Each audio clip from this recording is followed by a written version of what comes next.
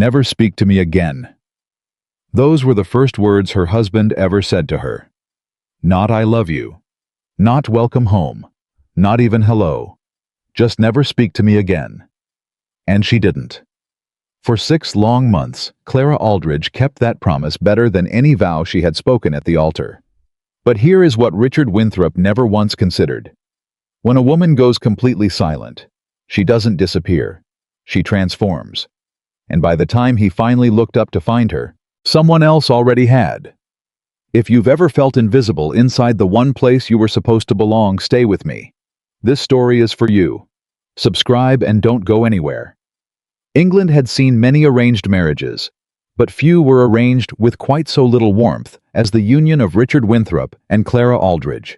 The date was the 15th of March, 1817. The Church of St. Edmund's had been dressed with white roses and candles burning in long rows down the nave, the kind of beauty that looked right from a distance but felt hollow up close, decoration without devotion, ceremony without celebration.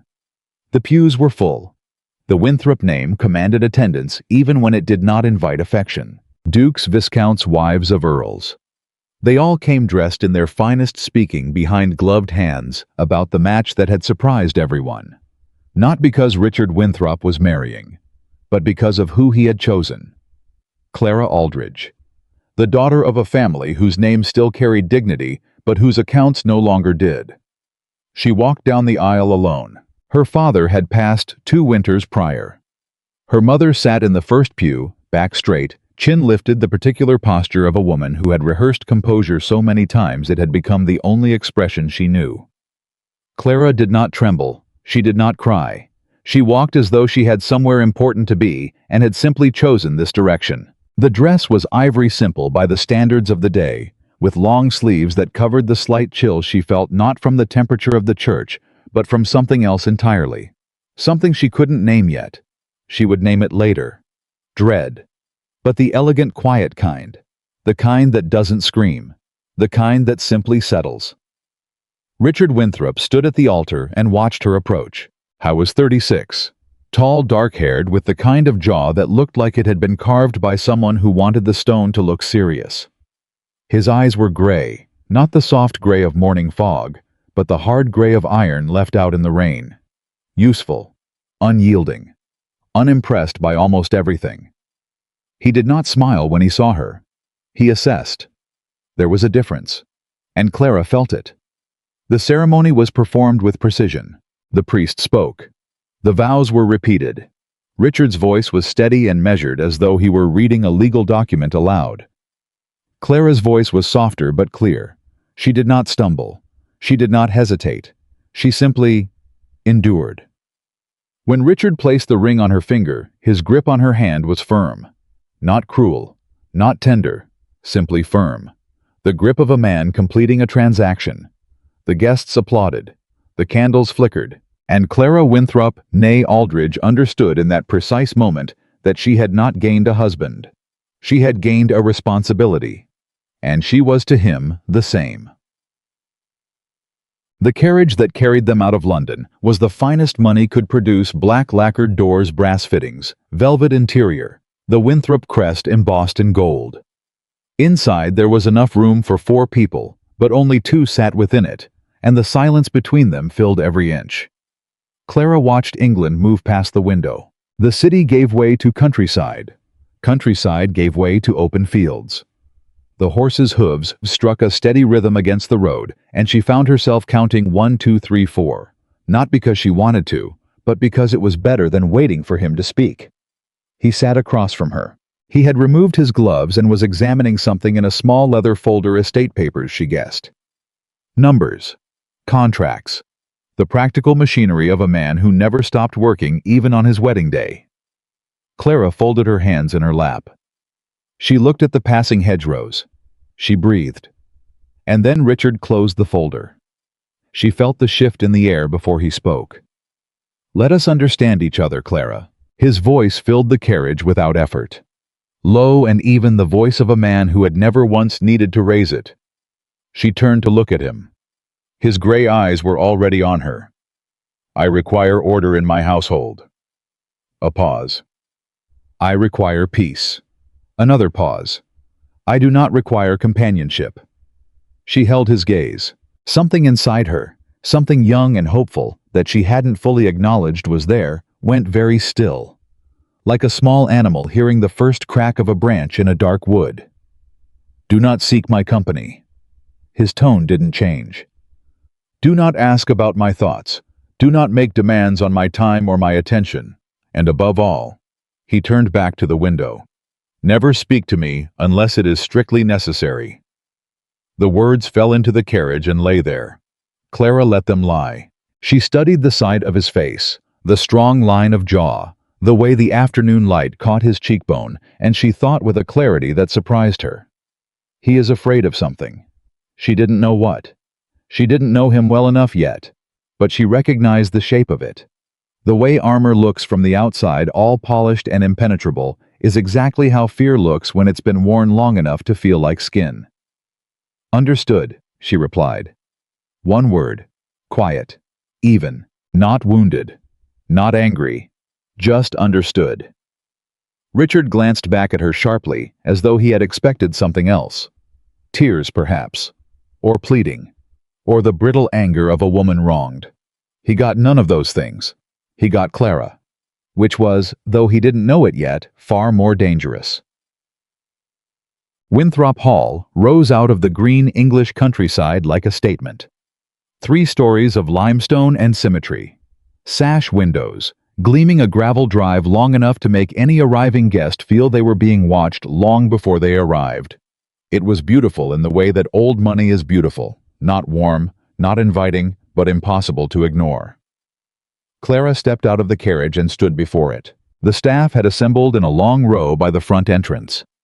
Housekeeper, butler, footman, kitchen maids, ladies' maids, groundskeepers, perhaps 30 people in total, each standing at attention faces, composed into the careful blankness of professional service. Richard stepped out behind her. Mrs. Crane will show you your chambers. He addressed this to the air somewhere to the left of Clara's shoulder. You will dine at 8. The household schedule will be provided in the morning. He walked inside without another word. Clara stood for a moment in the cool spring air. Then she turned to face the staff. The housekeeper. Mrs. Crane, presumably a woman of about 60, with silver hair and watchful eyes, stepped forward and dipped into a small curtsy. Welcome to Winthrop Hall, my lady. Clara smiled at her. Not the practiced social smile she had worn all day like a second dress. A real one. Small, genuine, with the particular quality of warmth that cannot be faked. Thank you, Mrs. Crane. Her gaze moved down the line, taking in faces. I look forward to meeting everyone properly. Something shifted in the housekeeper's expression. Almost imperceptible. But Clara caught it. Surprise. They hadn't expected that from a Winthrop bride. She filed that away. Her chambers were in the east wing. Large, well-appointed, cold in the way that rooms are cold when no one has lived in them for a long time. A fire had been laid. Fresh flowers on the dressing table, white roses. She noted the same variety from the church. Someone had thought of that. Her lady's maid, a young woman named Eliza with red hair and the barely contained energy of someone who had opinions. She was not paid to share, helped her out of her wedding gown and into a simpler evening dress. Will there be anything else, my lady? Yes, actually. Clara settled onto the edge of the bed. Tell me about the household. Eliza hesitated. My lady. The staff, the estate, how things run. A pause. What works and what doesn't? The maid blinked. Then slowly, something in her posture loosened. Just a fraction. No one's ever asked me that before. I'm asking now. And Eliza told her. It took nearly an hour. Clara sat and listened. Truly listened. Asking small questions, noting details, building a picture of Winthrop Hall from the inside out. What she heard concerned her.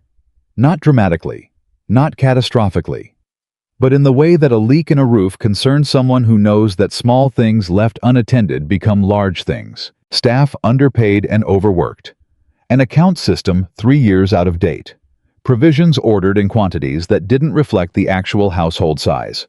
A kitchen that had been running on improvisation since the previous housekeeper retired 18 months ago and hadn't been properly replaced. "And his lordship," Clara asked carefully, "does he notice these things?"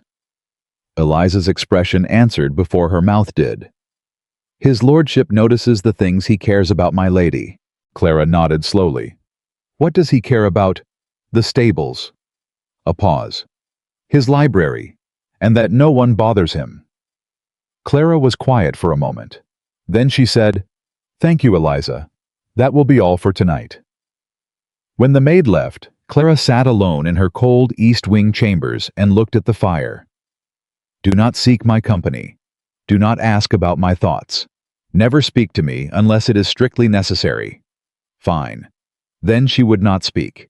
She would simply work. The first month passed in silence.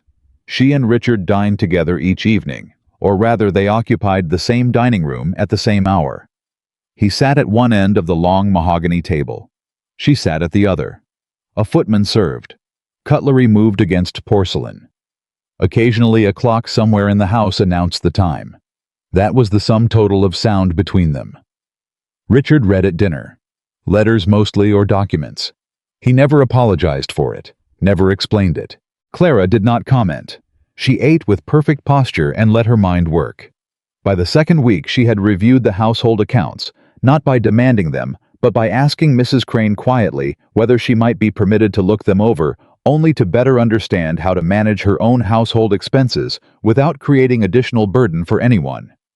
Mrs. Crane had produced them within the hour. By the end of the third week, Clara had found 4 places where money was being lost to suppliers who had not had their contracts renegotiated in over a decade. She drafted letters, carefully worded, courteous, firm. She did not ask Richard to sign them. She had not been forbidden from signing household correspondence. She had simply been forbidden from speaking to him unless necessary. So she didn't speak. She acted. The letters went out. 3 weeks later, the first responses came back. 2 suppliers agreed to new terms immediately. 1 pushed back. Clara wrote again, shorter this time, less courteous, and the supplier agreed within days. The 4th supplier tried to appeal to the lord of the house directly. Richard received the letter one morning at breakfast, read it with a furrowed brow, and handed it to his secretary with instructions to have the household solicitor investigate.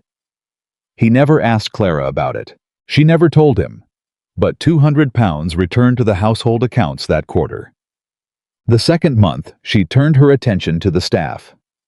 3 footmen were being paid the same wage as men who had been in service for 20 years. A kitchen maid had been handling duties well above her station for 6 months without any acknowledgement. The groundskeeper's assistant, a young man named Will, had identified a drainage problem in the East Field 3 months prior and submitted a written report that had apparently been received, filed, and completely ignored. Clara found each of them. She spoke to them directly, looked them in the eye, asked specific questions and listened to the specific answers. Then she made changes, not loudly, not with announcements. Simply, quietly, methodically, things began to improve. Wages adjusted, duties redistributed. Will's drainage solution was implemented, and by the time the spring rains came, the East Field didn't flood. The staff began to look at her differently, not with the polite surface deference they showed a lord's wife, but with something warmer, something real. Richard noticed the changes. He would have been blind not to the man was not stupid. He noticed the new quarterly accounts.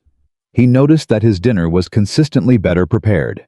He noticed that the hallways seemed warmer, that the linens were pressed differently, that the staff moved with a quiet efficiency they hadn't possessed when he had arrived home for his wedding. He said nothing.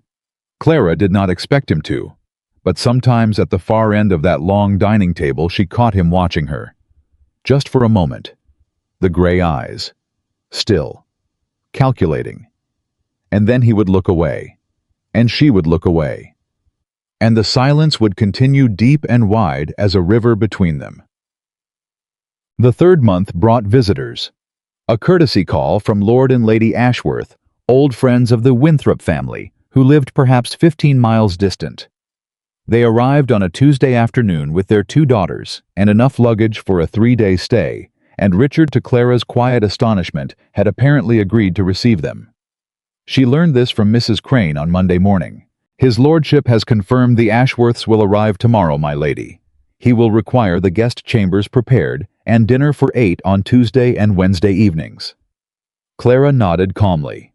Inside, she was already organizing. She spent Monday afternoon reviewing the menus with the cook, inspecting the guest chambers, arranging for additional flowers from the conservatory, and quietly briefing each relevant member of staff on what to expect and what was expected of them. The Ashworths arrived and found Winthrop Hall running like a well-tuned instrument. Lady Ashworth, a small, sharp-eyed woman of 50, who had known Richard since he was 12, looked around the entrance hall with undisguised interest. "Richard." She kissed his cheek in the manner of old family friends. "The house looks wonderful. You've done something." "I've done nothing," Richard replied evenly. Lady Ashworth's sharp eyes found Clara. "Ah." A smile, warm and knowing. "Then you have." Clara dipped a small curtsy. "I simply wanted our guests to feel welcome, my lady." "Well, you've succeeded." The woman took her arm with easy familiarity. "Come, walk with me. I want to hear everything." And so Clara walked. She talked with Lady Ashworth. She played cards with the 2 daughters, both girls in their early 20s, lively and easily amused. She organized an afternoon excursion on the second day, a light walk through the grounds and down to the ornamental lake. She was, in short, the perfect hostess. Richard watched her. All evening on Tuesday, across the dinner table behind the rim of his wine glass, through the discussion about local politics and the London season, he watched her. Watched the way she drew people out, the way she listened with her whole attention, the way she laughed, not the performative laugh of a woman playing a role, but the real thing, surprised out of her by something Lord Ashworth said that was genuinely funny. He had not heard her laugh before. It did something to him he didn't have a name for. When the Ashworths retired for the evening and the house went quiet, Richard found himself standing in the entrance hall, still in his dinner clothes, holding a glass of brandy that had gone warm. Clara came down the stairs from checking on the guest rooms. She stopped when she saw him. For a moment, they simply looked at each other. "They are comfortable." Richard heard his own voice ask the question almost against his will. "Quite comfortable." Her voice was neutral. Not cold. Not warm. Simply even. A pause. The dinner was well executed. "Mrs. Howell is an excellent cook. She simply needed better provisions." Another pause. Clara moved to pass him toward the east wing. "Clara." She stopped. I didn't know why he'd said it. He stood with the warm brandy and the grandfather clock ticking somewhere behind him, and he genuinely did not know what he'd intended to follow it with. She waited. 3 seconds. 5. "Good night," he said. Her chin tilted just slightly. That small, precise movement that he was beginning to recognize the thing she did when she was deciding something. "Good night, Richard." She walked away. He stood in the entrance hall for a long time after she was gone. The 4th month. A letter arrived from Clara's mother. Clara read it at her writing desk, a small private space she had arranged in the corner of the sitting room adjoining her chambers, and when she finished, she held the paper in her hands for a moment without moving. Her mother's health was declining. Nothing acute, nothing immediately alarming, but the kind of slow decline that older women experience when worry and grief and cold winters accumulate faster than warm days can repair them. She needed to visit. Clara considered her options. The instruction had been clear: never speak to me unless it is strictly necessary. Was this necessary? She debated it with herself for exactly 3 minutes. She counted the clock and then decided that yes. A wife informing her husband that she intended to leave the estate for 2 weeks was in fact strictly necessary. She found him in his study. A knock at the door. "Come." She entered. The study was exactly as she'd imagined it. Floor-to-ceiling bookshelves, a large desk covered in organized stacks of paper, a fire burning steadily. Richard sat behind the desk and looked up from his work. The faint surprise in his expression told her that no one knocked on this door very often. I've received a letter from my mother. She kept her voice level. Her health is not well. I intend to travel to Hertfordshire for a period of 2 weeks beginning Friday, if you have no objection. I will ensure the household arrangements are in order before I leave, and I will leave Mrs. Crane with detailed instructions. Richard put down his pen. He looked at her for a moment, not unkindly. But with that particular quality of attention, he sometimes showed complete unblinking, as though he were reading something. Is she seriously ill? The question surprised her. Here it was specific. It was, she realized, almost concerned. Not critically, but she requires attention. Take the traveling carriage. It is more comfortable than the post. A pause. And take Eliza. A lady should not travel without her maid. Clara held herself very still. Thank you. She turned to leave. Clara. Again. Her name in that voice. She turned back. Richard had picked up his pen again. He was looking at his papers. Give her my regards. Something small and unexpected moved through Clara's chest. I will. She left the study and stood in the corridor for exactly 5 seconds. Then she kept walking. She was gone for 2 weeks and 4 days. Winthrop Hall was by every measurable account perfectly functional in her absence. Mrs. Crane managed ably. The household ran on the systems Clara had put in place. Meals were prepared. Fires were lit. Letters were answered. Richard did not notice the systems. He noticed the silence. Not the good kind. Not the quiet, controlled silence he had always preferred. The other kind. The kind that isn't peace. The kind that's just emptiness. He ate dinner alone each evening and found himself looking at the far end of the table. He walked through the hallway and caught himself listening for something he couldn't identify. On the 5th evening, he walked into the sitting room adjoining the East Wing chambers. He'd never been in it before, hadn't had reason to, and stopped in the doorway. Her writing desk was there, small, neat, a vase of dried flowers she'd placed on the windowsill. A book left open on the chair as though she'd only just stepped away. He stood in the doorway for a long time. He did not go in. When she returned on the 18th day, he was in his study. He heard the carriage. He heard the doors. He heard voices in the entrance hall. He stayed at his desk. He waited. 15 minutes passed. He got up, walked to the window, and watched the empty gravel drive for reasons he refused to examine. At dinner that evening, Clara sat at her end of the table and ate her soup and did not look at him with any particular expression at all. How is your mother? Clara looked up. Better. The journey tired her, but she was glad of the company. A pause. Thank you for asking. Richard nodded, looked at his plate. Good. The footman refilled his wine. The clock ticked. But something very slightly had shifted. The 5th month he began to watch her more openly. Not in a manner that could be called observing exactly. Not studying, but attending to, being aware of. At breakfast, when she was reading her correspondence, he noticed the way her expression changed as she worked through letters. A small frown for something troubling.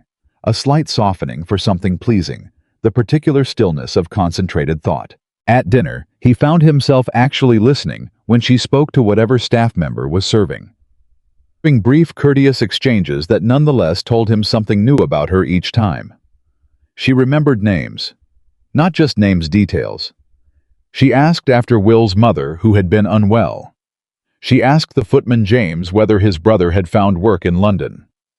She asked Mrs. Crane whether the new kitchen provisions had resolved the issue with the soufflés. She had built relationships in this house, without his knowing, without his permission, and somehow, inexplicably, the house felt different because of it.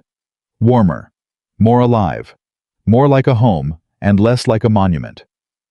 On a Thursday evening in late autumn, he found himself in the library, his private retreat, and realized she was also there. She sat in the armchair by the far window, a book open in her lap, completely absorbed. She hadn't heard him enter. She didn't look up. He stood in the doorway. He should leave. He stayed. For 4 minutes by the mantel clock he stood and watched a woman read a book in firelight and felt something in his chest that he had spent 11 years carefully, methodically, deliberately learning to suppress. He left before she looked up, but he stood in the corridor outside and pressed one hand flat against the cool plaster wall and made himself breathe slowly. I do not require companionship. He'd believed that. I had genuinely believed that. The 6th month brought the London season. Invitations had been arriving for weeks. Balls, dinners, exhibitions, the particular social machinery of English high society that ground forward year after year, regardless of what any individual participant actually wished. Richard attended because the Winthrop name was expected to be seen. Clara attended because she was his wife. They arrived together at the Pemberton Ball on a Friday evening in December, dressed with the combined formality that the occasion demanded, and walked into a room full of 500 people who immediately began assessing them. Richard was accustomed to it. He moved through the room like a man who had learned long ago to be an object of other people's attention without being affected by it. He spoke with a handful of associates. He accepted a glass of wine. He stood near the edge of the room and watched everything with those flat gray eyes that revealed nothing. Clara circulated. He watched her do it. She moved through the room with the same quiet competence she brought to everything else, warm, attentive, genuine. She knew how to talk to people, how to make them feel seen. Within 20 minutes, she'd had 3 extended conversations, accepted 2 dance invitations, and was now laughing with a group of women near the far wall. That laugh again. Richard turned away. He spoke with Lord Pemberton for a period about some matter of local politics. He accepted a second glass of wine he didn't want. He looked across the room once more out of habit or something else, something. He wasn't examining and found Clara at once. She was talking to a man he didn't recognize immediately. Tall, well-dressed, perhaps 34. Brown hair, easy posture, the kind of face that wore a smile as naturally as most men wore a hat. The man leaned in slightly, saying something close to her ear. Appropriate. Just appropriate. The room was loud, and Clara pulled back to look at him, and then laughed. That laugh. The real one. And Richard felt his hand tighten around the wine glass. Lord Pemberton was still talking. Richard heard none of it, because this stranger had now taken Clara's hand, and lifted it, and pressed his lips to her gloved knuckles in a gesture that was perfectly proper, perfectly, socially acceptable, and yet somehow the most aggressive thing Richard had witnessed in recent memory. Clara smiled at him. Not the polished hostess smile. Not the composed Duchess expression. A real smile.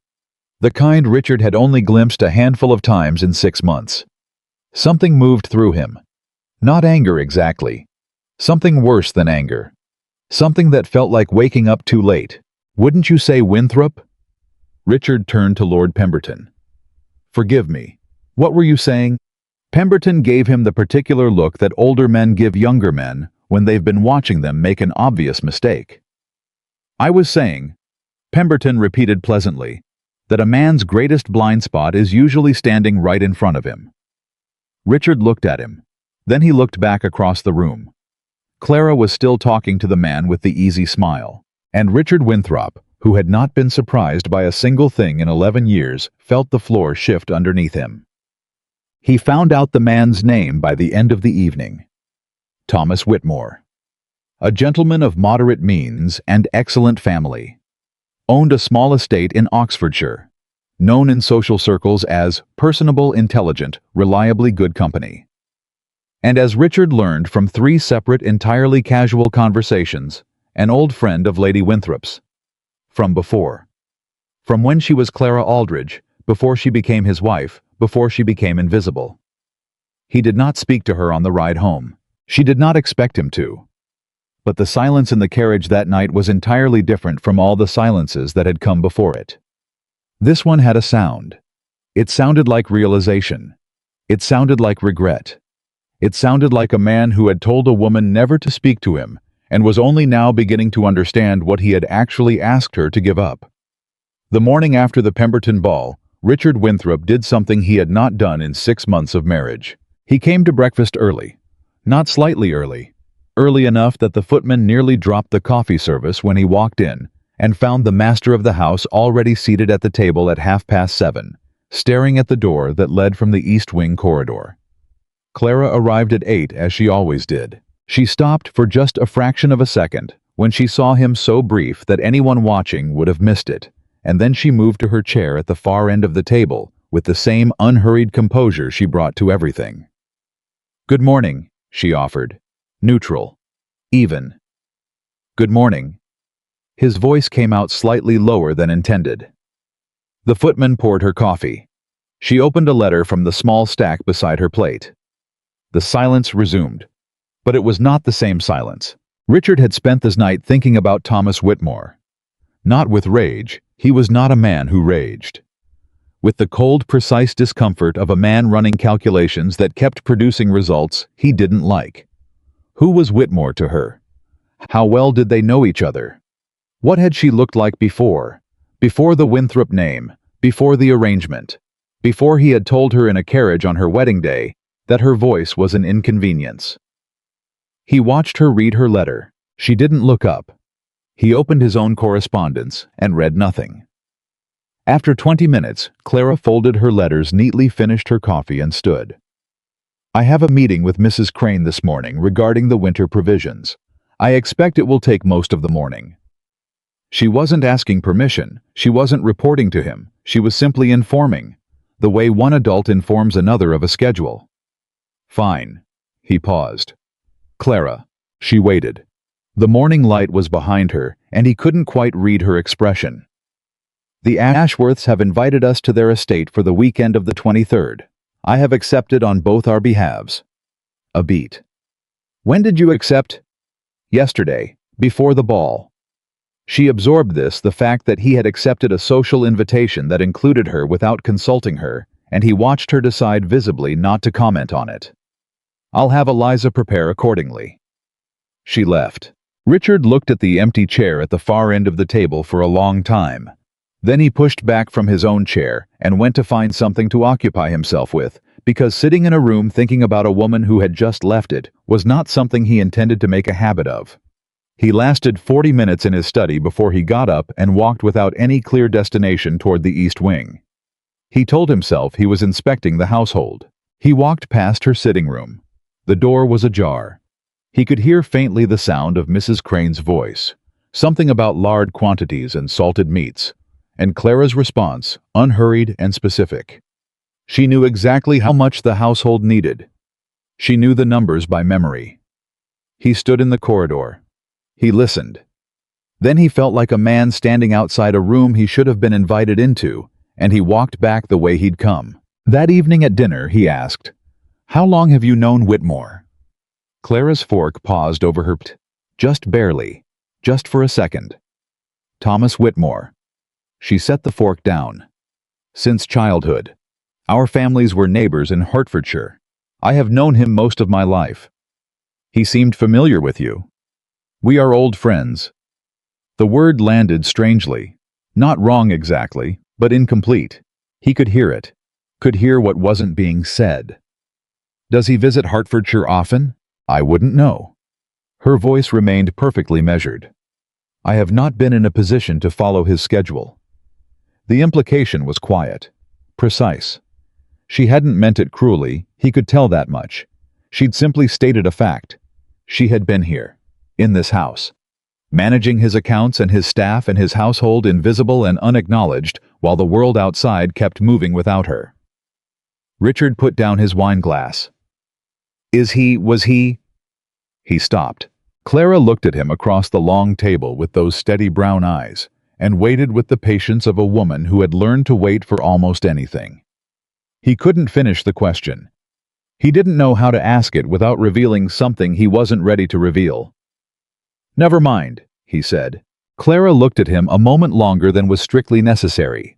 Then she picked up her fork and returned to her dinner, and the clock counted the seconds, and Richard Winthrop sat at the head of his own table, feeling like a man who'd just lost a game he hadn't known he was playing. 3 days passed. On the 4th day, a letter arrived for Clara. Richard knew this because he was in the entrance hall when the morning post came in, and he watched James sort it, and he saw the cream-colored envelope with the neat handwriting masculine he noted with the particular control of a man who'd been educated for it addressed to Lady Winthrop. He said nothing.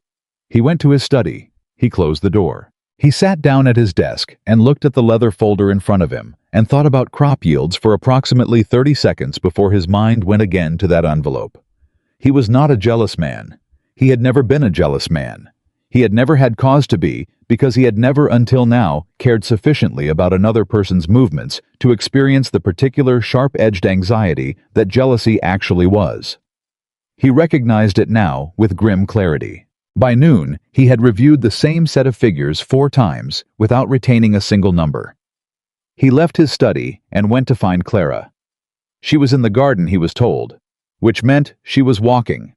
She walked when she thought he had noticed this about her over the months along the path by the south wall, where the late-season roses still clung to their last blooms.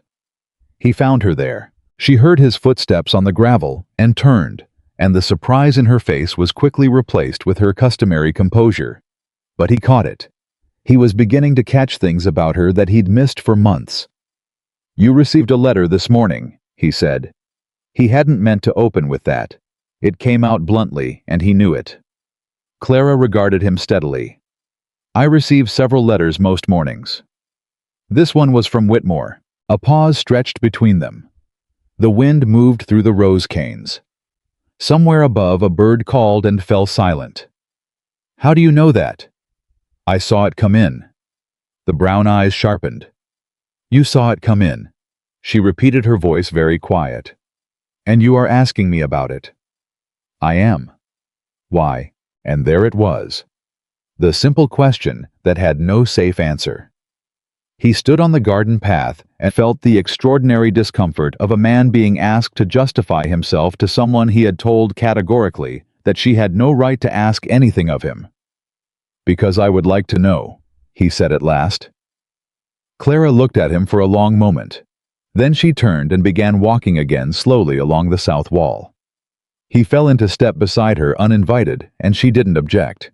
"He wrote to inquire after my well-being," she said. "He had heard from mutual friends that my mother had been unwell. He expressed his concern. That is all. He also mentioned he may be in the county in January and hoped to call if it would be welcome." She glanced at him sideways. "He asked whether you would object." "He asked whether I would object." "He is a gentleman. He understands that calling on a married woman requires her husband's approval." Richard processed this. The fact that Whitmore had asked. The courtesy of it. The fact that Whitmore was more considerate of the protocol surrounding his wife than Richard himself had been since the wedding. "And what did you reply?" "I haven't replied yet." Silence. Their footsteps on the gravel path. The last roses. "Tell him he is welcome to call," Richard said.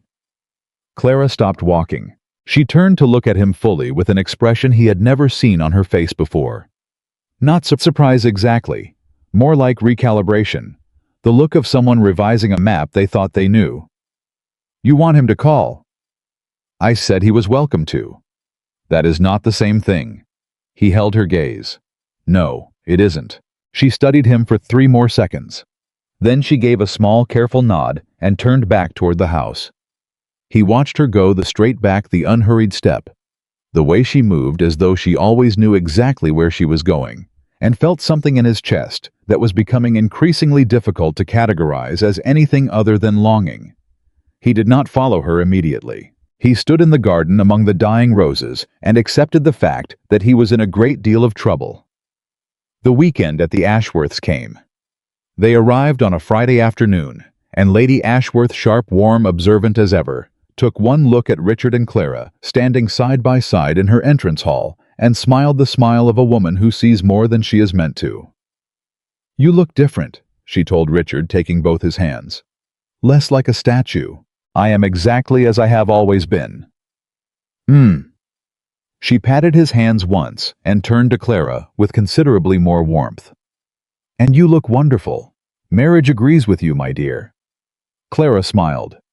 "Winthrop Hall agrees with me, I think. I have been kept busy." "So I hear."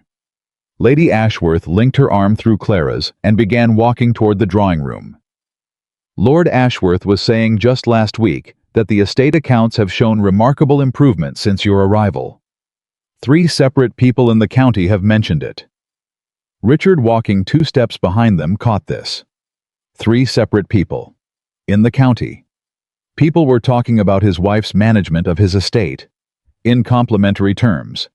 And he hadn't known. That evening at dinner with the Ashworths and their 2 daughters and a handful of local guests.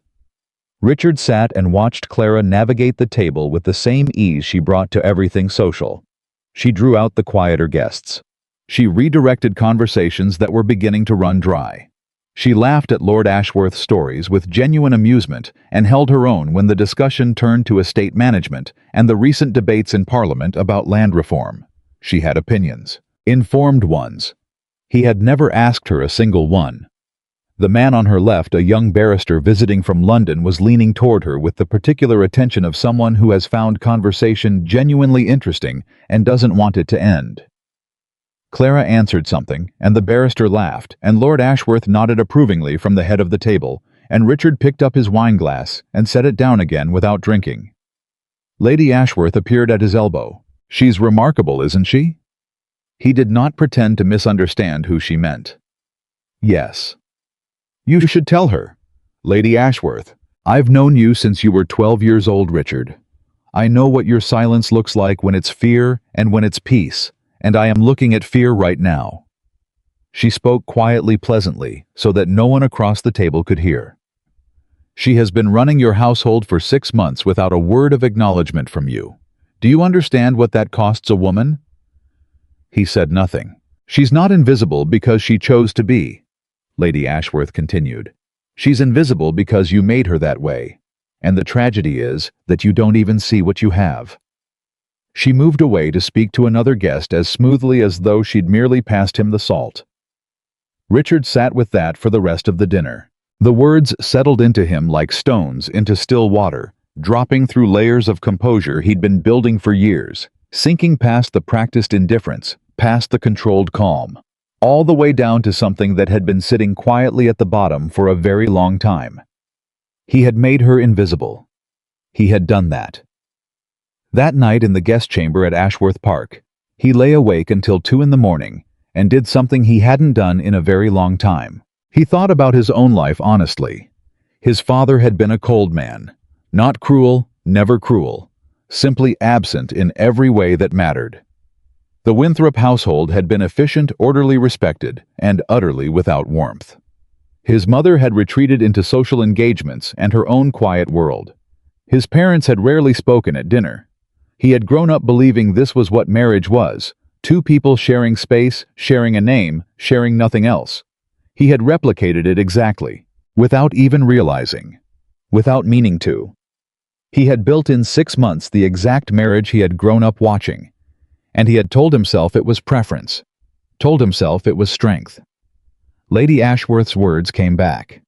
Fear, not peace. Fear. At 2:15 in the morning, Richard Winthrop stared at the ceiling and acknowledged something he would not have been able to say out loud. He was lonely. He had been lonely for years, and somehow, impossibly quietly, without asking his permission, the woman in the east wing of his house had stopped being an arrangement and started being the only person in his life who made it feel like one worth living. He had pushed her away before she could get close enough to matter, and she had stayed anyway. Not because she had to, because she was Clara, and he had called that obedience. Saturday brought a morning ride for the gentlemen and a visiting party to the garden for the ladies, and by mid-afternoon the guests had reconvened in the large drawing room for cards and general conversation. Richard came in from the stables to find Clara sitting at the card table with Lady Ashworth's eldest daughter and 2 other women, and Thomas Whitmore standing by the fireplace talking to Lord Ashworth. He stopped in the doorway. Whitmore was here. I hadn't known. No one had mentioned it. The Ashworths had apparently invited him. Of course they had. He was a neighbor. It was a perfectly natural social occurrence. And there he was in this drawing room not 10 feet from Clara. Richard crossed the room. Lord Ashworth looked up. "Winthrop, you know Whitmore, I expect, excellent horseman. He was just telling me about that gray gelding he picked up at Tattersall's last month. Whitmore. Richard extended his hand. Thomas Whitmore shook it. His grip was firm, his expression open and easy, with none of the wariness of a man who considered himself a rival. He had the look of someone who didn't feel the need to compete because he'd never needed to, which was somehow more unsettling. Lord Winthrop. Warm, direct. I was hoping to have the chance to speak with you, actually. I wrote to Lady Winthrop recently. I imagine she mentioned it regarding a possible call in January. I wanted to extend the invitation in person and make sure it was genuinely convenient. He was looking at Richard directly. Not apologetically, not aggressively, simply honestly. Richard found he could not locate an objection that wasn't rooted in something he didn't want to name in front of Lord Ashworth. It would be fine, he heard himself say. Clara has friends in Hertfordshire. We both understand she did not arrive at Winthrop Hall without a life that preceded it. Whitmore studied him for a moment. Something shifted in his expression, a slight recalibration, a reassessment. She is very well, Whitmore said, if I may say so. I have known Clara since she was 8 years old. She was always the cleverest person in any room. I am glad to see that hasn't changed. He said it simply, without performance. It was not a challenge, it was simply true. Richard looked across the room to where Clara sat at the card table, her head bent slightly over her hand of cards. A small smile at the corner of her mouth as Lady Ashworth's daughter said something that was apparently very funny. No, Richard agreed, and the word came from somewhere unexpectedly quiet inside him. It hasn't. That evening before dinner, he found a moment when Clara was standing briefly alone near the windows of the gallery, waiting for the other guests to assemble, watching the evening settle over the gardens. He came to stand beside her. She glanced at him. He looked out the window. Whitmore spoke to me today. I saw. He said you were always the cleverest person in any room. A short pause. Thomas has always been generous. I wasn't being generous, Richard said. He was being accurate. Clara went very still, not the stillness of composure, the stillness of someone who has been caught off guard by something they weren't braced for. He kept his eyes on the window. I have watched you run my household for 6 months. I have watched you solve problems I hadn't noticed existed. I have watched you earn the respect of every person under my roof without raising your voice or making a single demand. I have watched you navigate every social situation with more skill than most people acquire in a lifetime. A pause. And I have said nothing. She said nothing either. I am saying something now. When he finally turned to look at her, her expression was careful. Not cold, but carefully held the way you hold something fragile when you're not sure whether the ground beneath you is stable. Why? Her voice was quiet but direct. He had expected many things from her. He hadn't expected the simple, demanding honesty of that one word. Because it is true, and because... He stopped, rearranged. Because I have been unfair to you. Clara looked at him for a long moment. Her chin tilted that small, familiar gesture he had come to know, and he realized she was deciding something, measuring something. 3 words after 6 months, she said at last. Clara, I am not angry. Her voice was even. I want you to understand that. I am not saying this to punish you. I am saying it because you need to understand what 3 words after 6 months of silence actually is. She turned back to the window. It is a beginning, nothing more. Lord Ashworth appeared in the doorway, calling them all in to dinner, and the moment closed like water over a stone, and Clara moved away to join the other guests, and Richard stood at the window one more second before following. A beginning.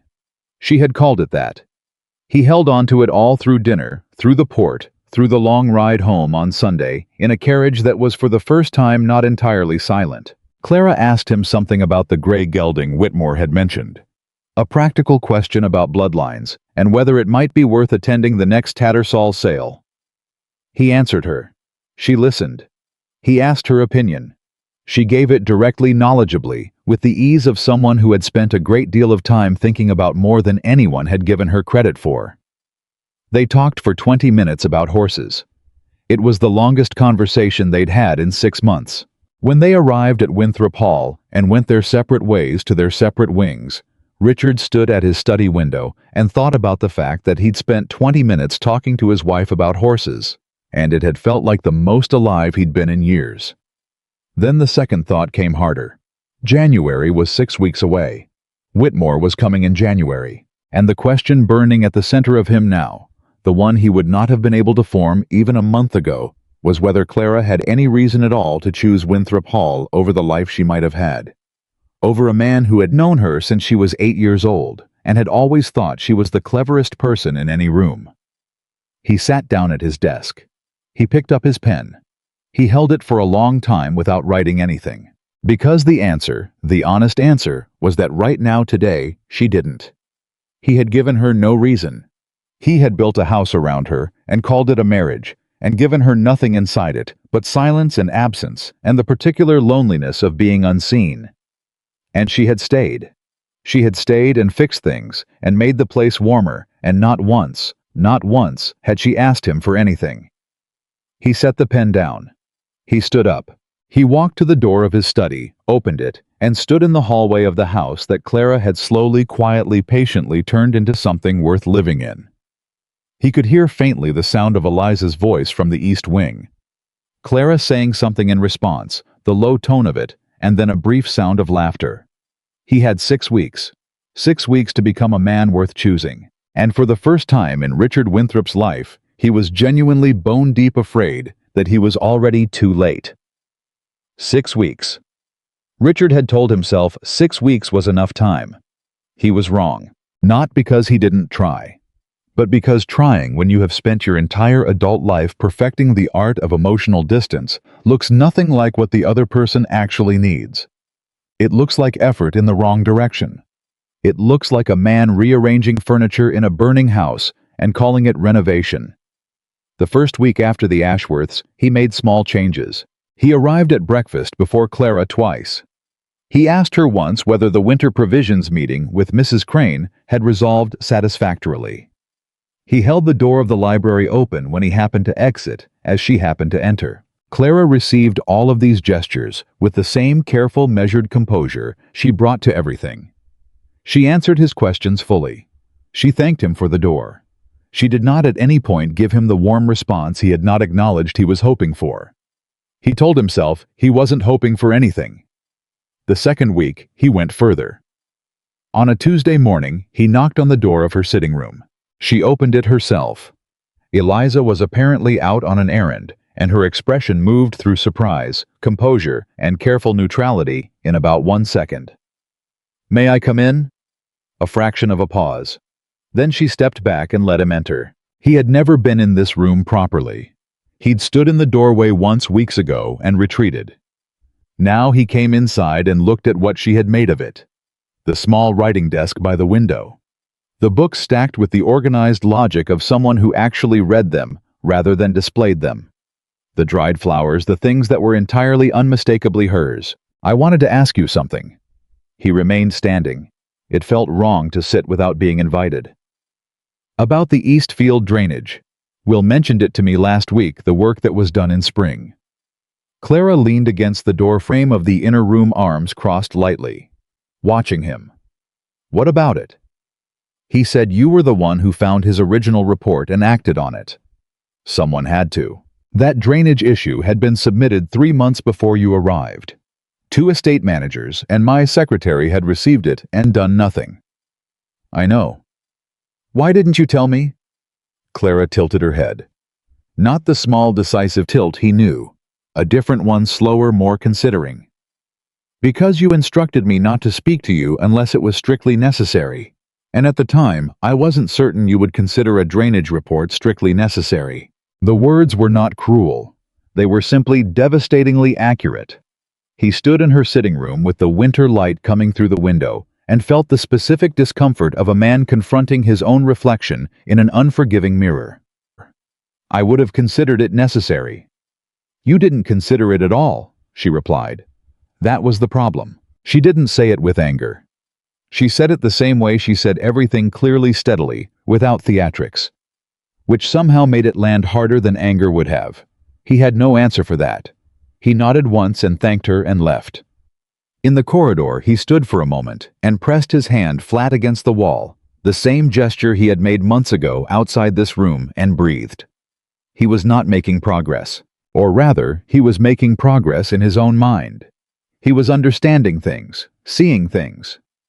But none of it was reaching her because he didn't yet know how to take what was happening inside him and make it visible without losing the composure that had been the only reliable thing about him for 20 years. The third week brought a complication he hadn't anticipated.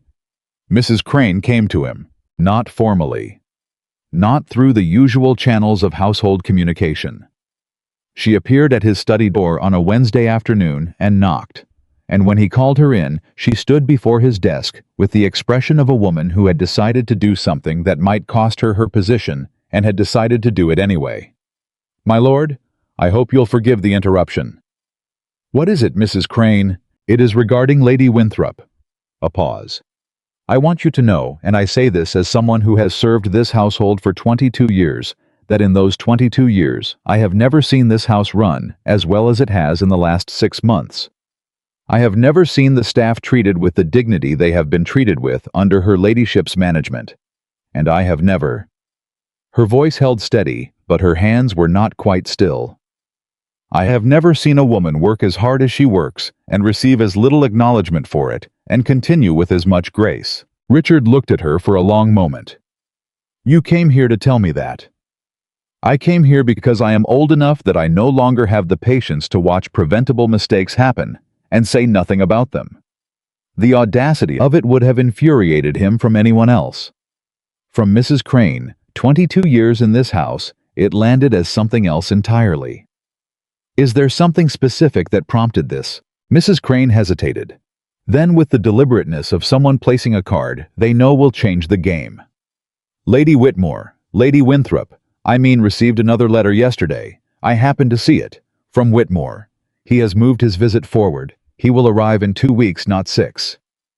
Richard was very still. 2 weeks. "Yes, my lord."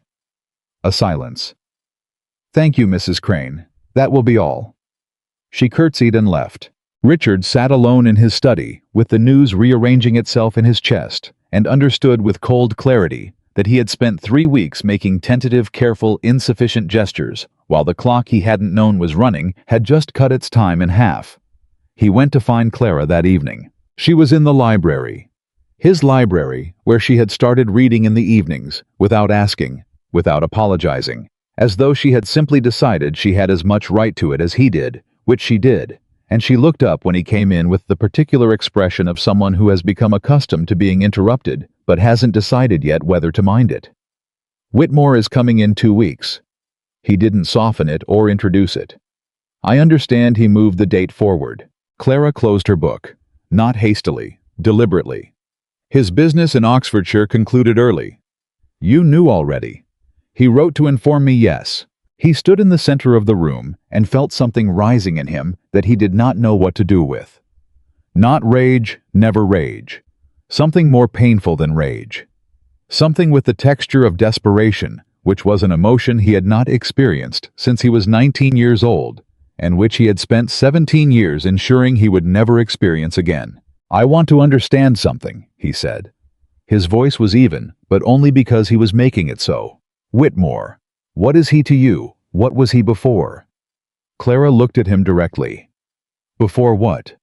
"Before you became my wife." The question hung between them.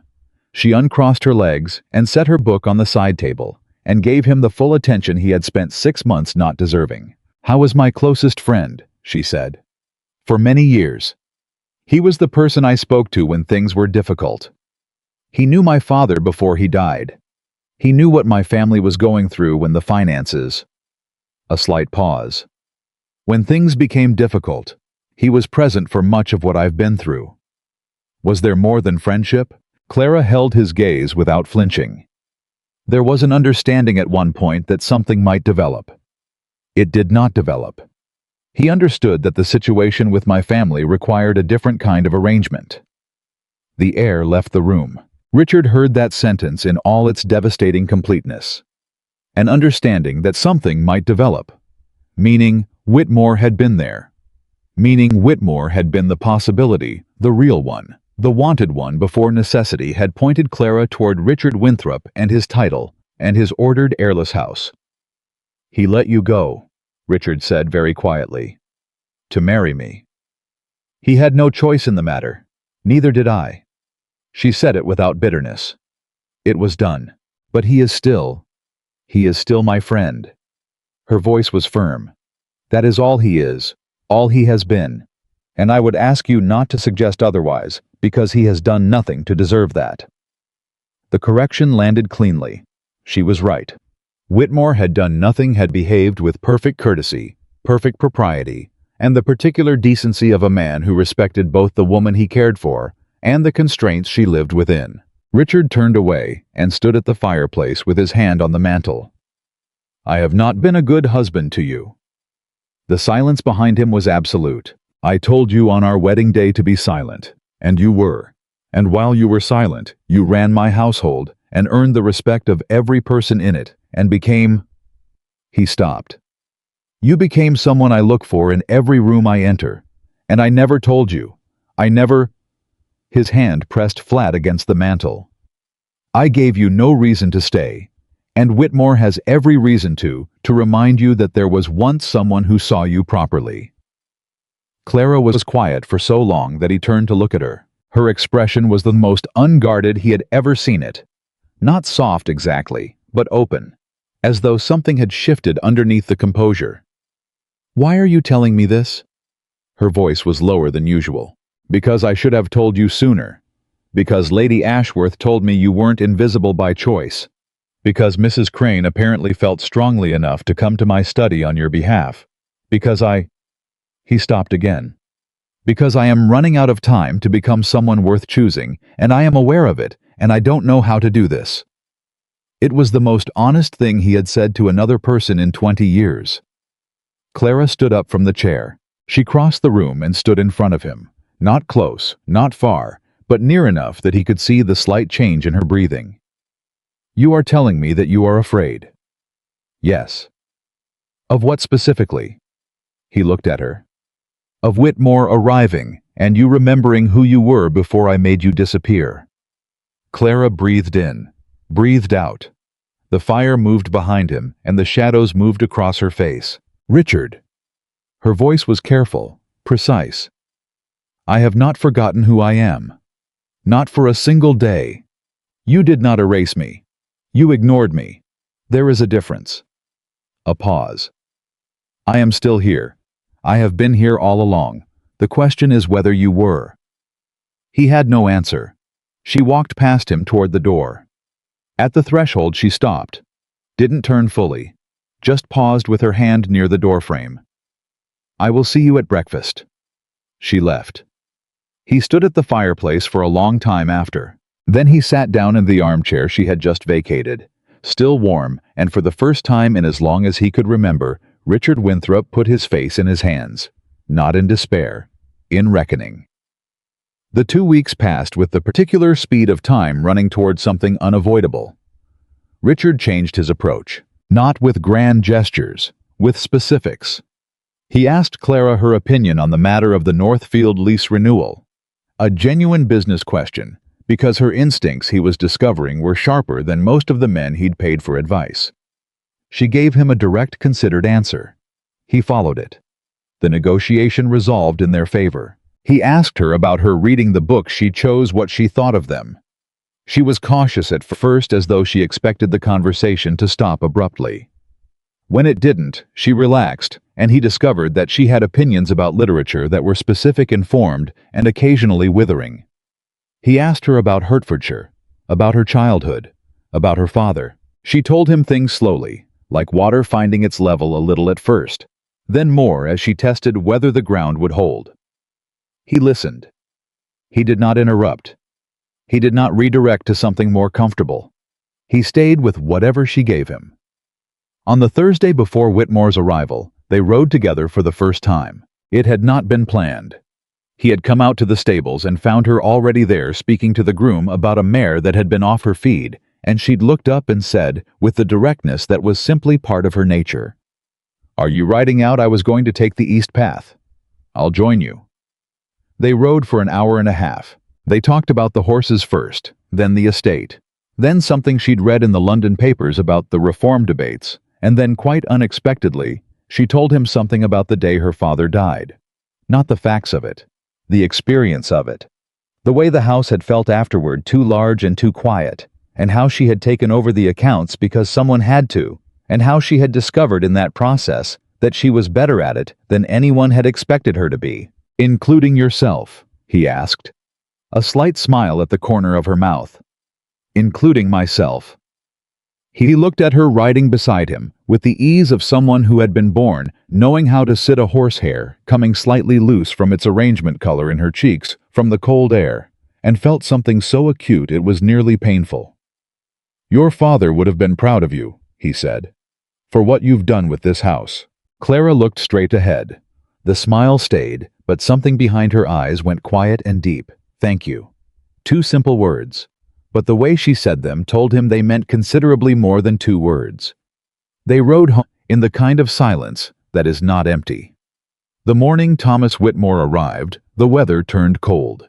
He came in a well-appointed carriage at 11:30, and Richard happened or arranged to be in the entrance hall when the doors opened. Clara was there too. She had known the hour apparently. She stood composed and warmly dressed, and when Whitmore came through the door, her face did the thing Richard had observed at the Pemberton ball, that genuine unguarded illumination that was entirely different from her social expressions. "Thomas." "Clara." Whitmore crossed to her immediately and took both her hands and looked at her with the particular expression of a man seeing someone he has been concerned about and finding them well. "You look wonderful, truly. Marriage suits you." "Winthrop Hall suits me," she replied, which was precisely what she had told Lady Ashworth, and Richard heard the distinction this time as he had not heard it then.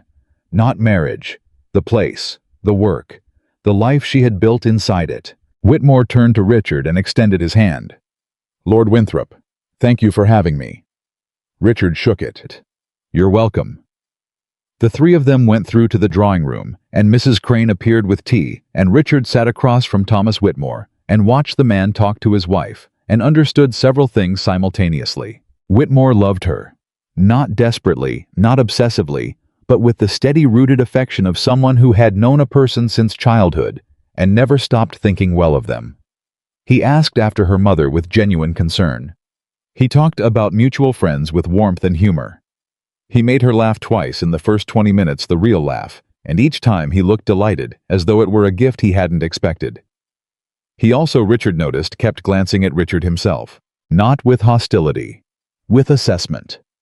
The careful look of a man trying to determine the truth of a situation from the available evidence.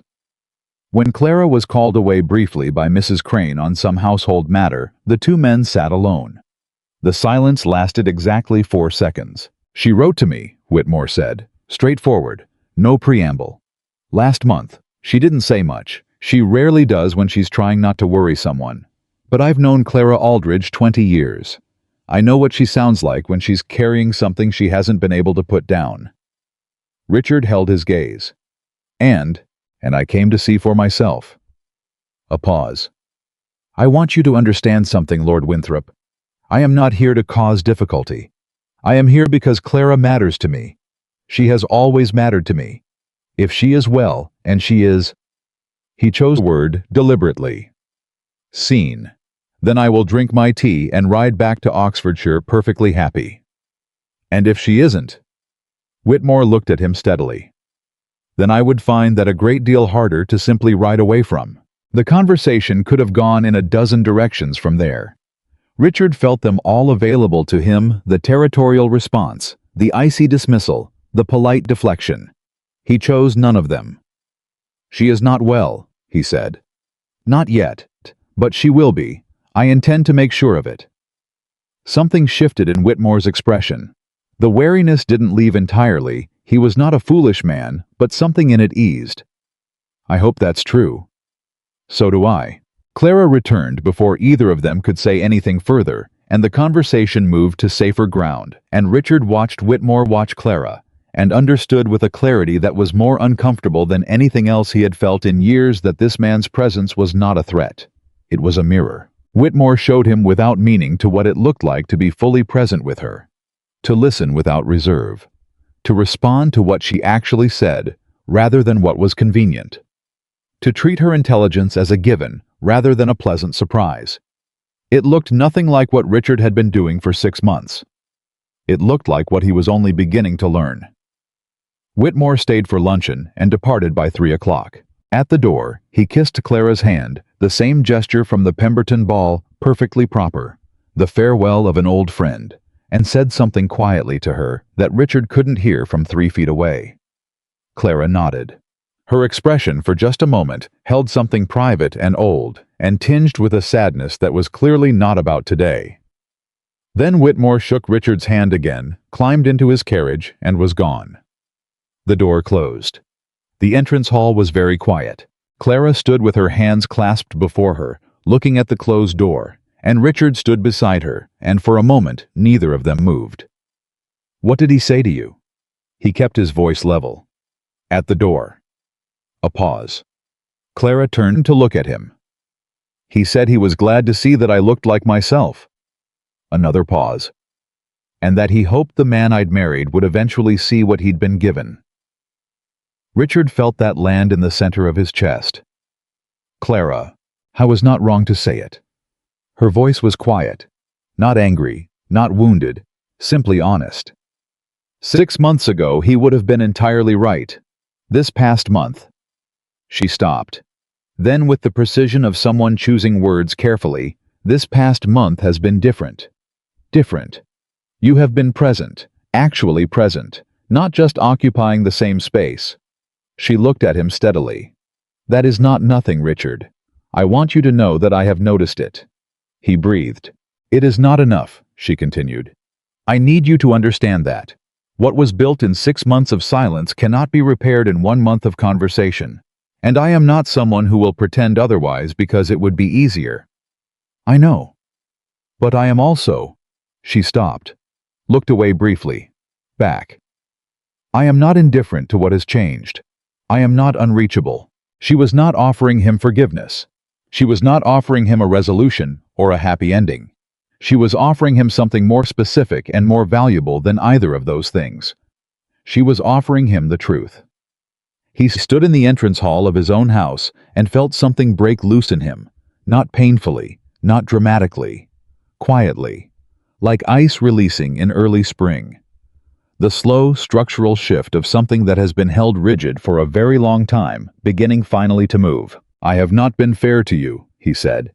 "From the beginning, on the day we married, in that carriage." He looked at her directly. "I told you that you were not required, and you were. You have been from the first day. I simply didn't know how to see it without losing something I was afraid to lose." Clara waited. "Control," he said. The word cost him something. He said it anyway. "I believed that needing someone was weakness. I believed that if I kept sufficient distance from everything, I would never be." He stopped. "My parents' marriage was cold. I thought that was what marriage was. I reproduced it exactly without understanding that I was making a choice." The clock somewhere in the house ticked steadily. "I am not telling you this to excuse what I did." His voice was level, but underneath it something was shaking. "I am telling you because you deserve to understand why, and because I intend to do better, not perfectly, but better." Clara looked at him for a long time. The composure was still there, but something underneath it was different. Something had shifted the way a door shifts when someone on the other side takes their hand off it. "Then do better," she said at last. "Not for me, not to repair something, because you actually want to." It was the most important sentence she had ever said to him. He knew it the moment it left her. Because she was right, that was the entire question. Not whether he was capable of being different, but whether he wanted to be. Whether the wanting came from inside him, rather than from the fear of losing her. He stood in the entrance hall and looked at this woman, his wife who had walked into his cold house and quietly made it warm, who had fixed his accounts and earned his servants' loyalty, and turned an arrangement into something that looked from the outside almost like a life, and he felt the answer move through him like the first warm day after a long winter. Not because she was leaving. Not because Whitmore had come and reminded him what competition looked like, because she was right in front of him. She had been right in front of him all along, and he had spent 6 months looking directly at her and refusing to see. "I want to," he said. "That is what I'm telling you. Not that I have to. Not that I'm afraid of the alternative. I want to be the kind of man who deserves to be in the same room as you." His voice was steady, but the effort of steadiness was visible in a way it never had been before. "And I understand that wanting it is not the same as having earned it. I am asking you to let me try." Clara held his gaze for a long, precise moment. Then something small and significant moved across her expression. Not a smile, not forgiveness, not yet, but the particular look of a woman who has heard something true and is deciding what to do with it. "Then try," she said softly. She walked toward the stairs. Richard stood in the entrance hall alone, and the house settled around him. The clock, the fire, the distant sound of kitchen activity, the thousand small signs of a household alive and running, and he understood that he had just been given something extraordinarily rare. Not a second chance. A first one. A real one. The kind that has to be earned every single day. And he had absolutely no idea whether he was equal to it. But for the first time in 20 years, the not knowing did not feel like weakness. It felt like the beginning of something worth being afraid of. He tried. That was the thing no one would have predicted about Richard Winthrop, that when he finally decided to do something, he did it with the same absolute, unrelenting commitment he had previously applied to staying away. The morning after Whitmore's visit, Richard came to breakfast and did not bring his correspondence. Clara noticed. She didn't comment, but she noticed because she noticed everything, and the absence of the leather folder that had accompanied every meal for 6 months was as loud as a bell in the quiet dining room. He poured his own coffee, looked across the table. "What are you reading this week?" Clara looked up from her own cup. The question landed between them with a kind of careful weight. "Persuasion," she answered. "Miss Austen's last novel." "I haven't read it." "No." A slight pause. "Would you like to—" He had not expected her to offer. The offer sat between them for a moment, small and significant. "Yes." She nodded once and went back to her coffee, and that was all. But it was the kind of all that contained multitudes, because it was the first time in their marriage that she had offered him something voluntarily, and he had accepted it without deflecting. After breakfast, he found the book on his study desk. She had left it there without mentioning it. No note, no production. Simply the book placed where he would find it. He read 40 pages before noon. By the end of the week, he had finished it. And on Friday morning at breakfast, he said, "She was right to trust her own judgment eventually, but I kept thinking about the years she lost." Clara set down her cup slowly. "So did I," she said, "every time I read it." He held her gaze. "How many times have you read it?" 4. A beat. "The first time I was 18. My father gave it to me." She paused. "He said it was about the cost of listening to the wrong people." The weight of that landed on both of them simultaneously. Richard said nothing, but he held her gaze long enough that she understood the silence was not dismissal. It was absorption. He was taking it in. "Your father sounds like he was a perceptive man," he said. "How was?" Her voice was quiet. "You would have found him aggravating. He had opinions about everything, and he was rarely wrong."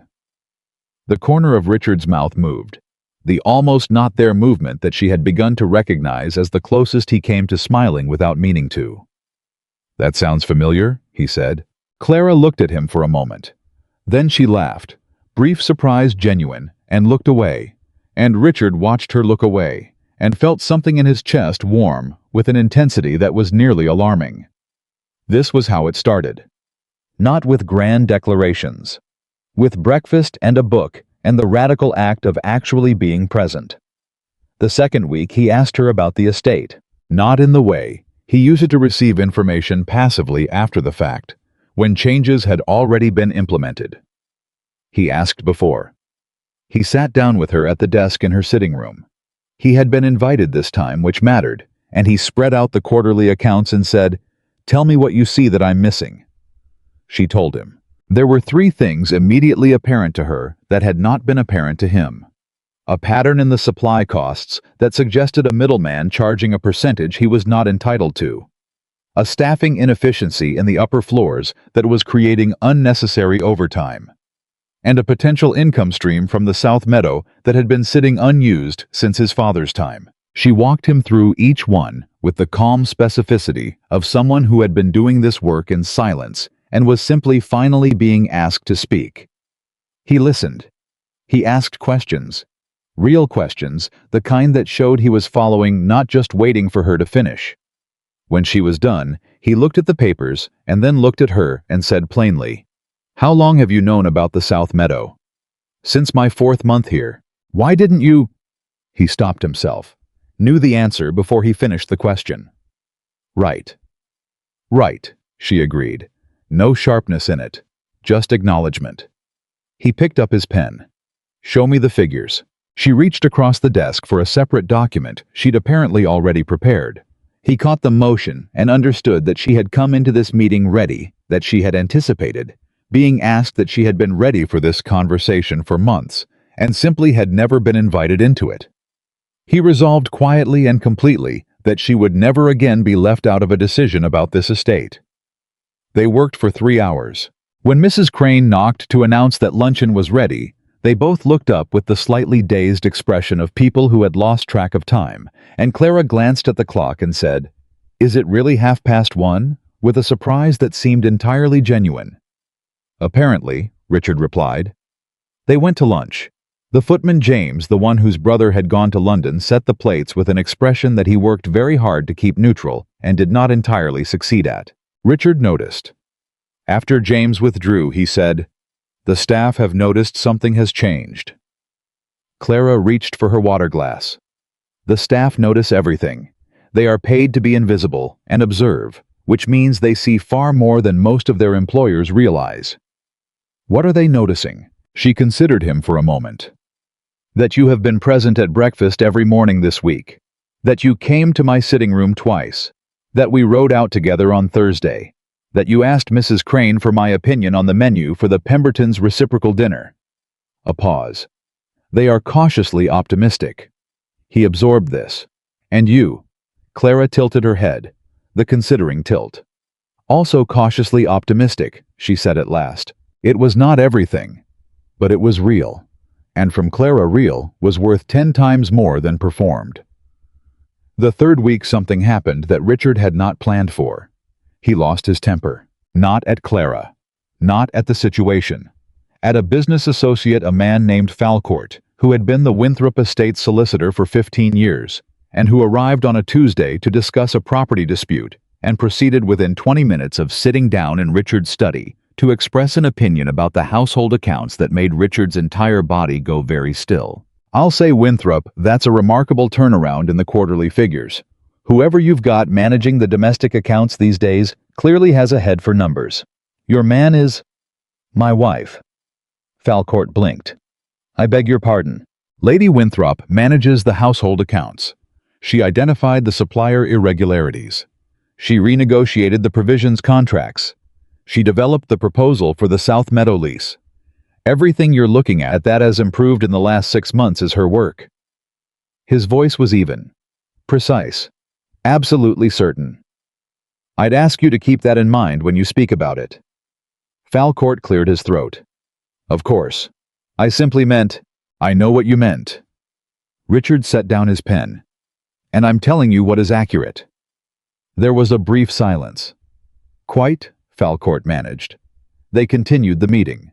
But when it was over and Falcourt had gone, Richard sat alone for a moment and then did something that surprised him.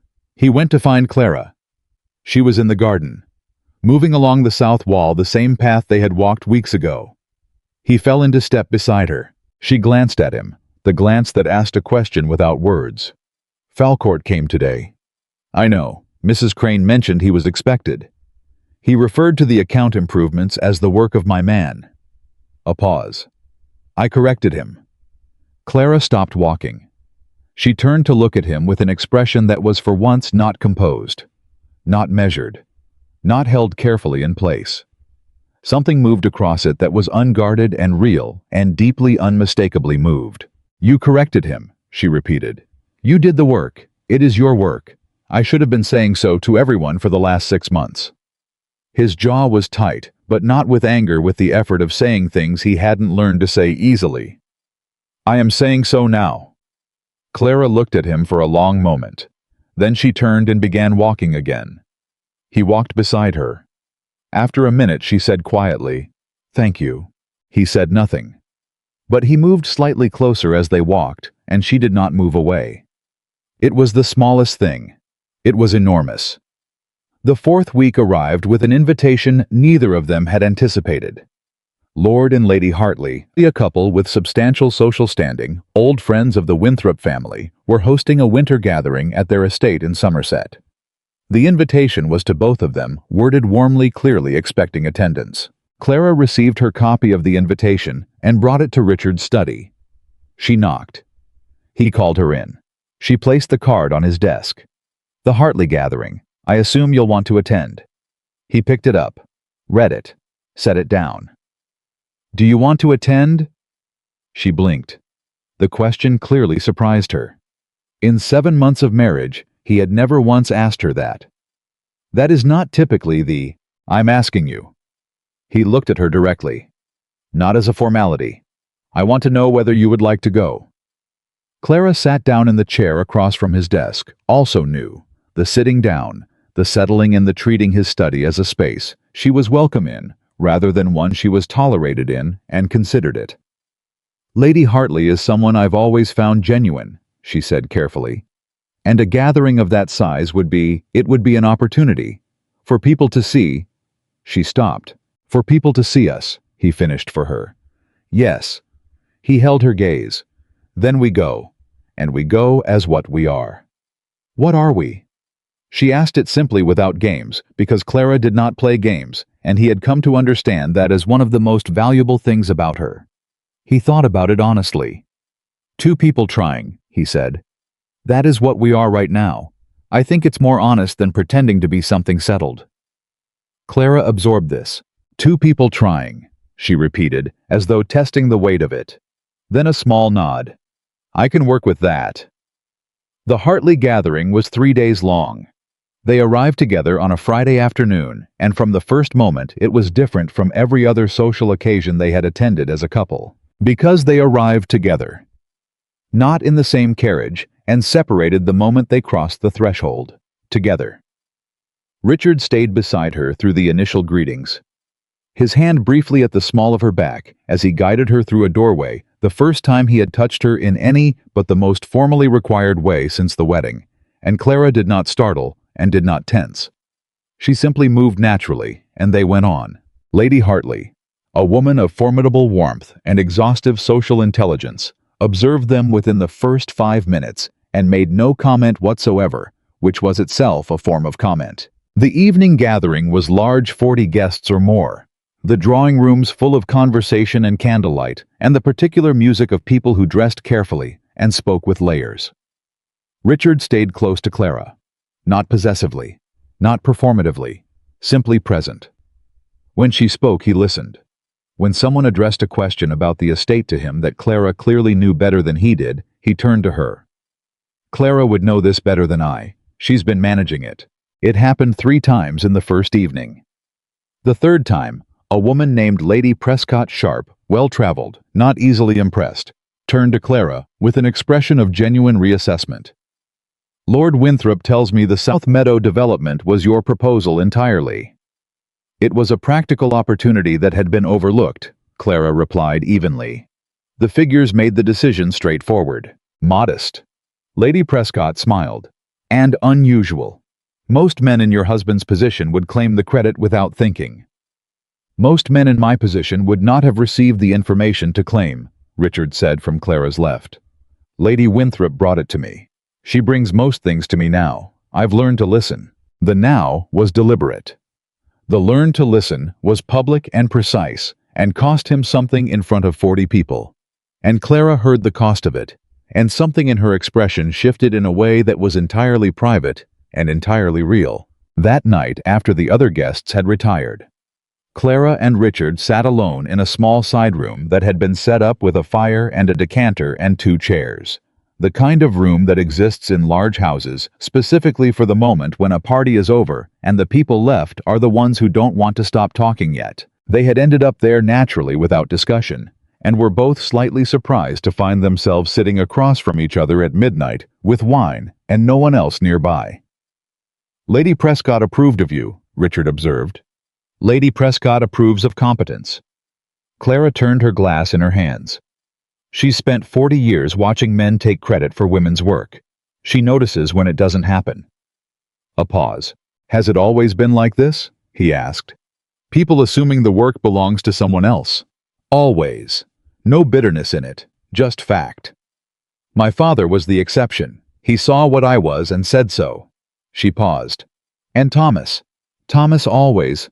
She stopped, visibly recalibrating. Richard kept his voice even. "You can speak about him, Clara. I'm not going to. I'm not threatened by the fact that he knew you first." She looked at him carefully. "Aren't you?" He considered lying, decided against it. "I was," he said. "Genuinely. More than I knew how to manage." He set his own glass down. "But what I understood watching him with you was that the threat wasn't Whitmore. The threat was everything I hadn't done. He simply made it visible." The firelight moved across Clara's face. She was quiet for a long moment. "He asked me something," she said finally. "When I wrote to him last month, he asked me whether I was unhappy." Richard's jaw tightened. He kept it from his voice. "What did you tell him?" "I told him I was in the process of finding out." The answer settled between them. "And now?" He held her gaze. "Are you still finding out?" Clara looked at him for a long, careful moment. "The process is going better than I expected," she said. And that was all. But from Clara, that was enough to hold. They sat by the fire another hour, talking. Not about the estate. Not about accounts or invitations or household matters. About things they had never talked about: her childhood summers in Hertfordshire, the way the county looked in August when the fields went gold. His years at school, which he described with the dry precision of someone who had survived something rather than enjoyed it. The first horse he'd loved. The book that had mattered most to him at 20. At one point, she laughed at something he said, a dry, understated observation about Lord Hartley's opinion of himself, and the laugh went on just a little longer than usual, and she shook her head and said, "You're actually funny. Why have you been hiding that?" "It doesn't seem like the sort of thing that serves the Winthrop reputation." "It absolutely does. People would like you much better." "I don't need people to like me." "No." Her eyes met his. "But you might find it useful if I did." The silence that followed that sentence was entirely different from all the silences that had come before. It had warmth in it. Weight. The specific quality of something that's been said and cannot be unsaid and changes the shape of the air between two people. Richard looked at her across the small fire in the small room at midnight and felt with complete clarity that he was in love with his wife. Not the abstract, deferential love of obligation. The inconvenient, destabilizing, entirely irrational love of a man who has seen someone clearly and cannot imagine a single day without them. He did not say it. Not yet. Because he understood now what Clara had told him. You cannot repair 6 months of silence with a month of conversation. You cannot say "I love you" and expect it to land the same way it lands when it's been earned. He would earn it first. They returned to Winthrop Hall on Sunday, and on Monday morning, the world moved again with all its demands.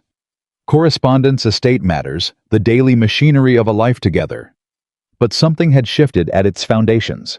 Mrs. Crane noticed it first. She was a woman who had watched this household from the inside for 22 years, and she noticed things the way sailors notice changes in the wind, not dramatically, but with the particular alertness of someone whose safety depends on accuracy.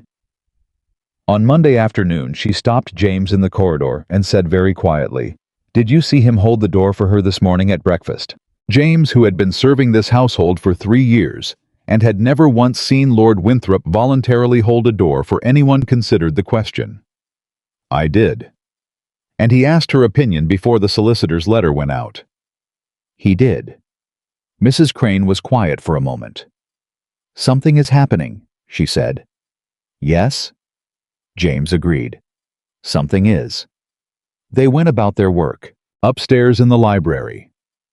Richard sat in the armchair that had once been entirely his, the room that had once been entirely his, and read while Clara sat across from him in the chair by the window and read her own book, and neither of them spoke, and the silence was the good kind, the real kind, the kind that is not emptiness, but its exact opposite. Then Clara said, without looking up from her page, "You folded the corner down." "What?" She nodded at his book. He looked down. He had apparently folded the corner of a page to mark his place. "I do have bookmarks," she said. "There's one in the desk drawer." "I didn't want to stop to find one." "Clearly." A pause. "Which chapter are you on?" he told her. She made a small sound of interest. "That's the part I liked best." "Why?" She looked up from her book then. And they talked about the book for 20 minutes, going back and forth with the ease of two people who have found the particular pleasure of a mind that meets their own. And outside the winter was coming in cold and gray. And inside the library, the fire was warm, and the conversation moved between them like something alive. At some point, Richard realized he had not thought about control or distance or the cost of needing someone in over a week. He had simply been here, present, alive, in his own house, in his own life, with his own wife. And it felt, for the first time in as long as he could honestly remember, like something worth having. That evening, something happened that neither of them planned. They were walking from the library to separate wings, the habit of 7 months, the automatic divergence at the top of the main staircase, he to the west, she to the east. When Clara stopped at the landing, she turned. He stopped. She looked at him with an expression that was for the first time neither composed, nor guarded, nor carefully measured.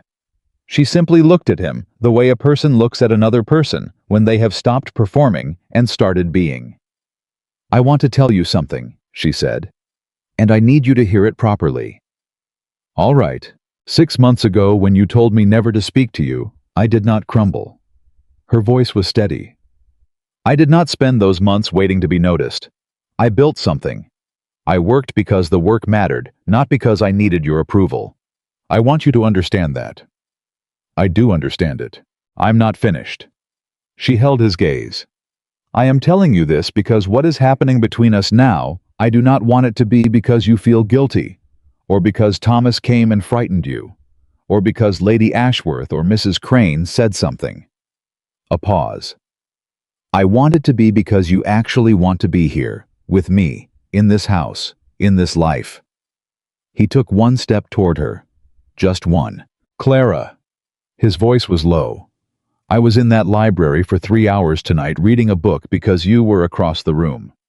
I went to Falcourt and corrected him because I couldn't stand the idea of someone not knowing your name on your own work. I have been awake at 2 in the morning more nights than I can count thinking about what I wasted and what might still be salvageable." He stopped. Breathed. "I am not here because I feel guilty. I am here because every version of anywhere else feels like the wrong answer." Clara looked at him. Something in her face, the last careful held thing, released. Not completely. Not all at once. But the beginning of release. The first movement of something that had been very still for a very long time. "That," she said quietly, "is the most honest thing you have ever said to me." "I know. It's a good beginning." "I know that too." She held his gaze a moment longer. Then she turned and walked toward the east wing. At the corridor, she stopped without turning. "Richard." He was still at the landing, still watching. "Good night." "Good night, Clara." She walked away. He stood at the top of the stairs in the quiet house for a long time after she was gone, and the fire in the hall below burned steadily, and the clock counted the time, and Richard Winthrop understood something that would have been entirely foreign to him 7 months ago. That a good beginning was not a small thing. That it was in fact the only thing that mattered, the decision to start to stay, to show up the next morning and the morning after that, and keep choosing the same person. Not because you had to, but because every other option felt like a diminishment of the only life you actually wanted. He was not forgiven. Not yet. Not fully. But he was here. And she had said good night.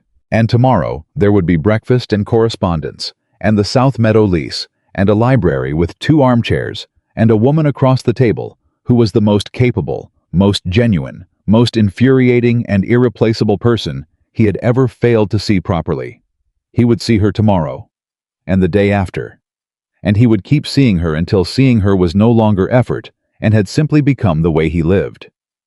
He walked to the West Wing, and for the first time in 7 months of marriage, he did not dread the silence of his own chambers, because the silence had changed. It wasn't emptiness anymore. It was just the space between today and tomorrow. And tomorrow, Clara would be there. Tomorrow came, and the day after, and the one after that. Richard Winthrop discovered that keeping a promise to himself was considerably harder than making one, not because he lacked conviction, but because 20 years of learned distance does not dissolve in a month. It recedes. Slowly. The way a tide goes out not all at once, but in a long, patient withdrawal that leaves things behind on the sand that you didn't know were buried. He found things buried in himself that he hadn't expected. On a Wednesday morning in late January, he snapped. Not at Clara. Not at anyone in particular. He had received a letter from his solicitor regarding a property matter that had gone sideways due to a miscommunication. His miscommunication, though. The letter was careful not to say so, and he came to breakfast with the particular tight-jawed silence of a man holding something in that wanted very much to come out. Clara looked at him once across the table and said nothing. He appreciated that. He also, somewhere beneath the appreciation, felt the old pull, the familiar comfort of silence, as a place to retreat, to close the door, to manage everything alone, behind walls that no one could breach. He picked up his coffee. He put it down. "The Lawton property," he said. "I made an error in the conveyance instructions 6 months ago. The solicitor has only now discovered it. It will cost time and money to correct." Clara set down her own cup. "How much time?" 3 months, possibly 4, and somewhere in the range of £400 in legal fees. A pause. "Is the property itself salvageable?" "Yes. The error was procedural, not substantive." "Then it's recoverable." Her voice was even. Not dismissive, she understood the frustration, but clear. £400 in 3 months is a setback, not a disaster. He looked at her. "You're not going to say I should have caught it sooner?" "Would that change the £400? Something in his chest released. "Not much, but enough." "No." "Then I see no reason to say it." She reached for her correspondence. "Talk to the solicitor today. The sooner the correction begins, the sooner it's finished." He nodded. Then, because the moment called for honesty. 6 months ago, I would have spent 3 days alone with this before telling anyone. "I know." She didn't look up from her letter. "You would have fixed it alone and told no one and carried it like a stone." "Yes. And how did that serve you?" He was quiet. "It didn't," she said, answering for him gently. "It never does." He went to see the solicitor that afternoon. The matter was addressed, a correction plan established, the timeline confirmed. He came home and told Clara the outcome before dinner without being asked. She listened, asked 2 specific questions, nodded. "Well done," she said simply. 2 words, but he felt them all the way down. The weeks that followed had a different texture than any that had come before. Not easy, nothing between 2 people with their history was going to be easy. But real. The realness of it was what struck him most. He had spent 20 years in a version of his own life that had the shape of existence without the substance of it. Now the substance was accumulating day by day in small deposits he could feel. He told her one evening in the library about his father. Not everything. Not the whole shape of it at once. Just a piece, a memory of standing in the entrance hall as a boy of 8, waiting for his father to come home from London and watching his mother's face go carefully blank when the carriage didn't appear, and understanding without being told that this was what you did with disappointment. You made your face blank and you went about your business. Clara listened without interrupting. When he finished, she was quiet for a moment.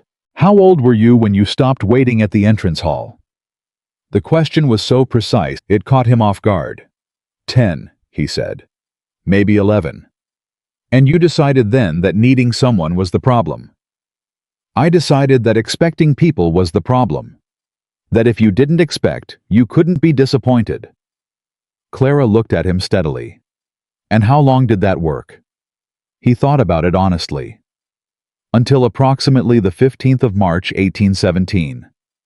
Their wedding day. Clara held his gaze for a long, still moment. Then she looked back at her book. But the corner of her mouth moved, not quite a smile, but its immediate precursor. I'm glad it stopped working, she said quietly. He looked at her profile in the firelight. So am I, he said, and meant it more than anything he'd said in years. February brought the unexpected. A second letter from Whitmore arrived not to Clara this time, to Richard. It came on a Tuesday, with the regular post in Whitmore's neat controlled hand, addressed to Lord Winthrop directly. Richard opened it at his desk alone, and read it twice. It was brief. It said, I have heard from mutual friends that Winthrop Hall has had a remarkable season. I understand that much of the credit belongs to Lady Winthrop, and that you have said so publicly. I wanted you to know that I am glad. Clara deserves to be seen. I hope she is. That was all. No challenge in it. No posturing. Just the honest communication of a man who loved someone in the oldest, most settled way. Not romantically, not possessively, but with the durable care of someone who simply wanted her to be well, and was relieved to find evidence of it. Richard sat with the letter for a long time. Then he went to find Clara. She was with Mrs. Crane, reviewing the spring accounts, a project they apparently worked on together, now with a comfortable ease that told him they had been doing it for months. He waited in the corridor until he heard Mrs. Crane's footsteps departing, and then knocked. Come in. He entered. She was at her writing desk. Papers spread before her, a cup of tea at her elbow, reading glasses he had only recently discovered she sometimes used when working with figures. He placed Whitmore's letter on the desk in front of her. She looked at it, looked at him. He wrote to you. Read it. She did. He watched her face as she read the small movement across her expression, something that was equal parts warmth and old quiet sadness, and something like relief. She folded it carefully. You didn't have to show me this, she said. I know. Why did you? He thought about how to say it accurately. Because I don't want there to be things between us that I hold separately. Not anymore. He paused. And because he's right. You deserve to know that the people who've always seen you, clearly, still see you. Clara looked at him with the unguarded expression. He was beginning to know the one that appeared when he said something that reached past the composure to the person underneath. He has always been decent, she said. Thomas. He has. Richard held her gaze. So write back to him. Tell him you're well. Because you are. Clara was quiet for a moment. Then softly, Am I? It was the most vulnerable thing she had said to him. Not asked with need, not asked with accusation. Asked with the simple, careful honesty of someone checking the accuracy of their own experience. He crossed the room and stood before the desk and looked at her directly. You tell me. She looked up at him. Really looked the full assessing look that saw everything and excused nothing. Yes, she said at last. I think I am. He breathed. Good, he said with the particular quiet intensity of a man who means something with his entire self. That is the only thing that matters. March arrived with the slow announcement of spring, and with it something Richard had not anticipated, the rest of the county catching up to what had been happening inside Winthrop Hall. Social invitations had been accumulating for weeks, but the one that mattered came from the Haverford Society, a prominent gathering of estate holders and their wives that met quarterly to discuss agricultural matters, local philanthropy, and the general business of the county. The invitation was addressed to both Lord and Lady Winthrop, and specifically noted that Lady Winthrop's work on the South Meadow lease development had been mentioned as a model of estate innovation. Richard brought it to Clara himself. She read it again, set it down with an expression he recognized as controlled surprise. They mentioned the South Meadow specifically. "Your name is being spoken in rooms I didn't put you in," he told her. "You did that yourself." She was quiet for a moment. "I'd like to attend." "I know." He sat down across from her. "And I'd like to go with you. Not to represent the Winthrop name. To watch people realize what you've built." The color that came into her cheeks was the most unguarded thing he had seen from her in months. She looked away briefly, looked back. "You are becoming very difficult to be cautious with," she said. His heart moved in his chest with a force he had stopped trying to minimize. "Good," he said. "That's exactly what I'm attempting." The Haverford gathering was on a Saturday in the middle of March, exactly 1 year, almost to the day from their wedding. Neither of them mentioned the anniversary, but they both knew it. He could see it in the way she dressed that morning with a particular care, and he suspected she could see it in the way he was ready early, waiting in the entrance hall. All not because it was required, but because it felt like the right thing to do. When she came down the stairs, he looked at her the way he had not looked at her on their wedding day. Not assessing, not calculating, not maintaining the deliberate distance of a man protecting himself. Just looking. She stopped on the bottom step, met his eyes. "You're staring," she said. "I know." "Why?" He offered her his arm. "Because I missed a year," he said. "I'm making up for it." She looked at him for one long moment. Then she took his arm, and they walked out the door together, and behind them, James held the door with an expression that he absolutely did not bother to control this time. The Haverford gathering was everything the invitation had suggested and more. 30 couples or more, a significant portion of the county's established families, assembled in the Haverford estate's great rooms for an afternoon of conversation and dinner. Richard and Clara arrived and were received with the particular warmth that told them both immediately that their reputation had preceded them, and not just the Winthrop name's reputation, hers. 3 people mentioned the South Meadow within the first 20 minutes. 2 estate owners asked Clara directly about the supplier contract renegotiations with genuine professional interest. A woman named Mrs. Alderton, whose husband managed one of the largest properties in the district, took Clara's arm and walked her away from the group, and Richard watched from across the room as they talked for a quarter of an hour, with the focused intensity of 2 people who are actually solving something. He talked to Lord Haverford about the drainage project. He mentioned naturally, and without performance, that the initial report had come from his groundskeeper's assistant and been implemented under his wife's direction. Lord Haverford raised an eyebrow. Lady Winthrop oversaw it. She identified it, planned it, staffed it, and tracked the results. Richard's voice was even and certain. "I reviewed the outcome. She did the work." Haverford studied him for a moment with the particular look of a man recalibrating an assumption. "Winthrop," he said slowly, "you have either become very modern or very wise." "Late," Richard replied. "The word you're looking for is late." Haverford laughed, surprise genuine. "Well, better late than not at all." "That," Richard said, "is exactly what I'm counting on."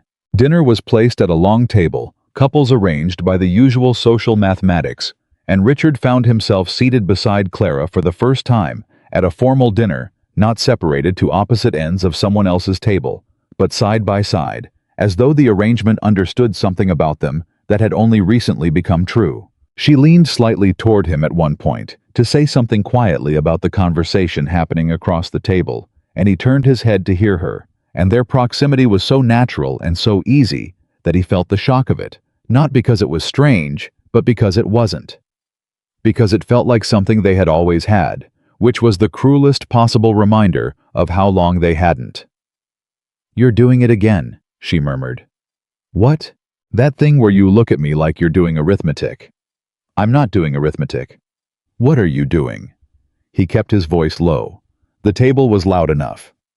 "I am thinking about the fact that I have been sitting next to you for 6 minutes, and it feels more like home than anything I've experienced in the last 20 years. And I am trying to understand how to tell you that without sounding like a man who has lost his mind."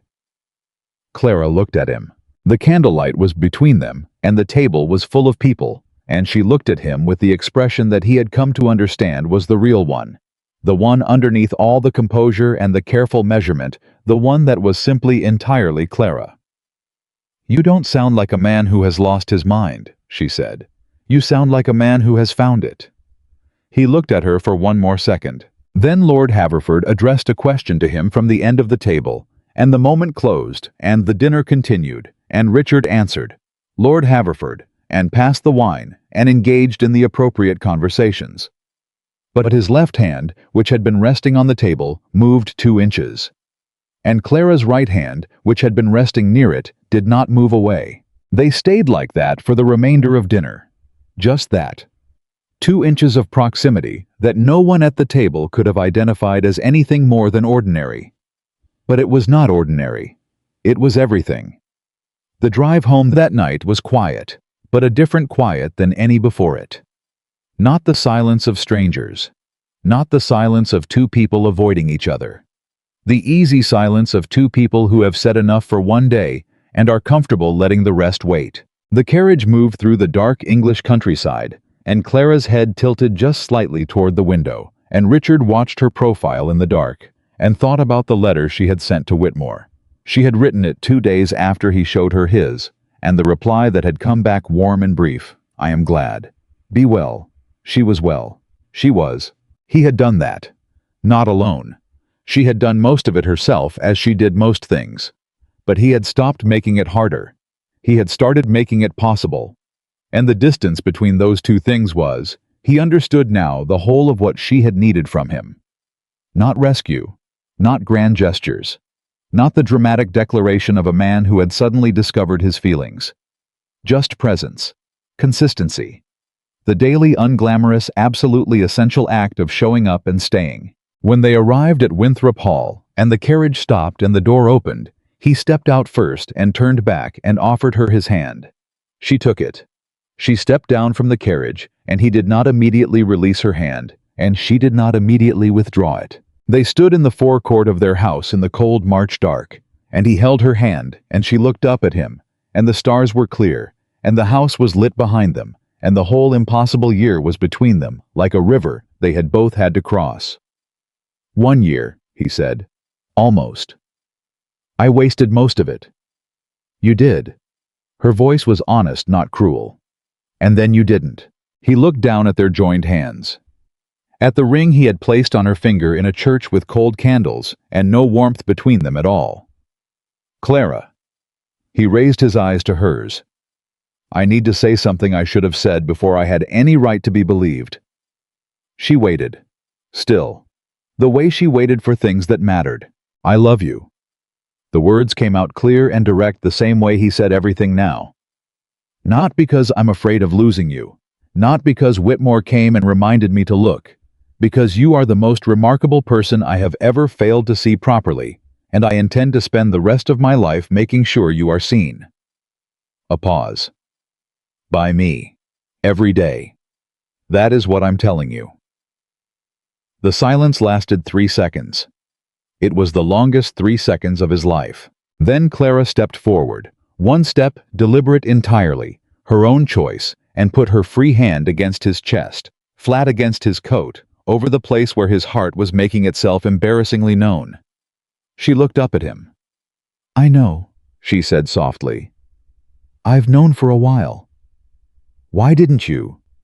"Because knowing wasn't enough." Her eyes held his. "I needed to see whether you'd say it. Whether you could." A pause. "You can." He brought his other hand up and covered hers where it lay against his chest. "Can you?" His voice was low. "Say it back. If it's true." Clara looked at him for a long moment that contained every month of this impossible year. The cold carriage, the long silences, the rebuilt accounts, the library evenings, the garden walks, the heartily gathering the hand across a dinner table, every small impossible thing that had accumulated into this. "It's true," she said. "It has been true for longer than I wanted it to be." He pressed her hand against his chest. "Why longer than you wanted?" "Because loving you was inconvenient." The ghost of a smile. You were making it very difficult to keep my distance. Good. His voice broke on the word just barely. Good. He brought her hand to his lips and pressed them against her knuckles. Not the brief formal kiss of social courtesy, but something altogether different. Something private and deliberate and entirely without performance. Clara watched him do it with eyes that were not composed, not measured, not held carefully in place. Just open. They went inside together. Mrs. Crane, who had been carefully not watching from the upper corridor, turned and walked quietly back to the servants' hall and said absolutely nothing to anyone, which was itself a comprehensive announcement.